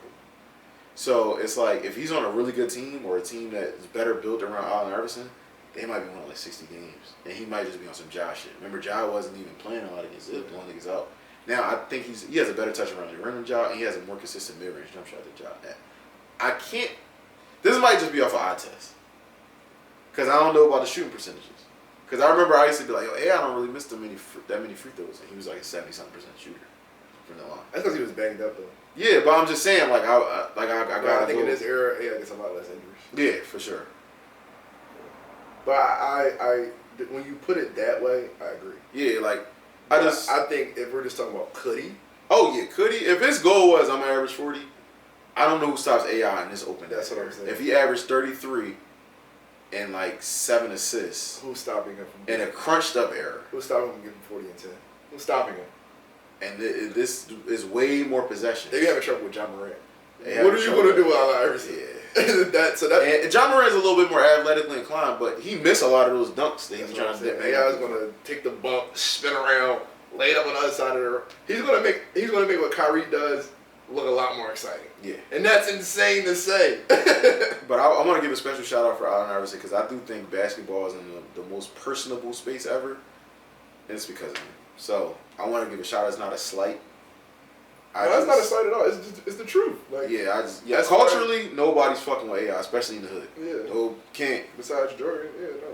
But even still, it's like culturally, niggas don't relate to Jordan. Yeah. But besides Jordans, but AI, yeah, bro. Shout out to you, man.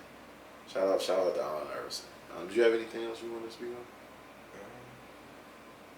We're pretty much done. I think that's it. I think we went through everything. Yeah. This is like a Shannon Sharp joint. We can say it for next week. He's gonna do something else crazy. Okay. Songs of the week. Yeah, songs of the week. You can do songs of the week.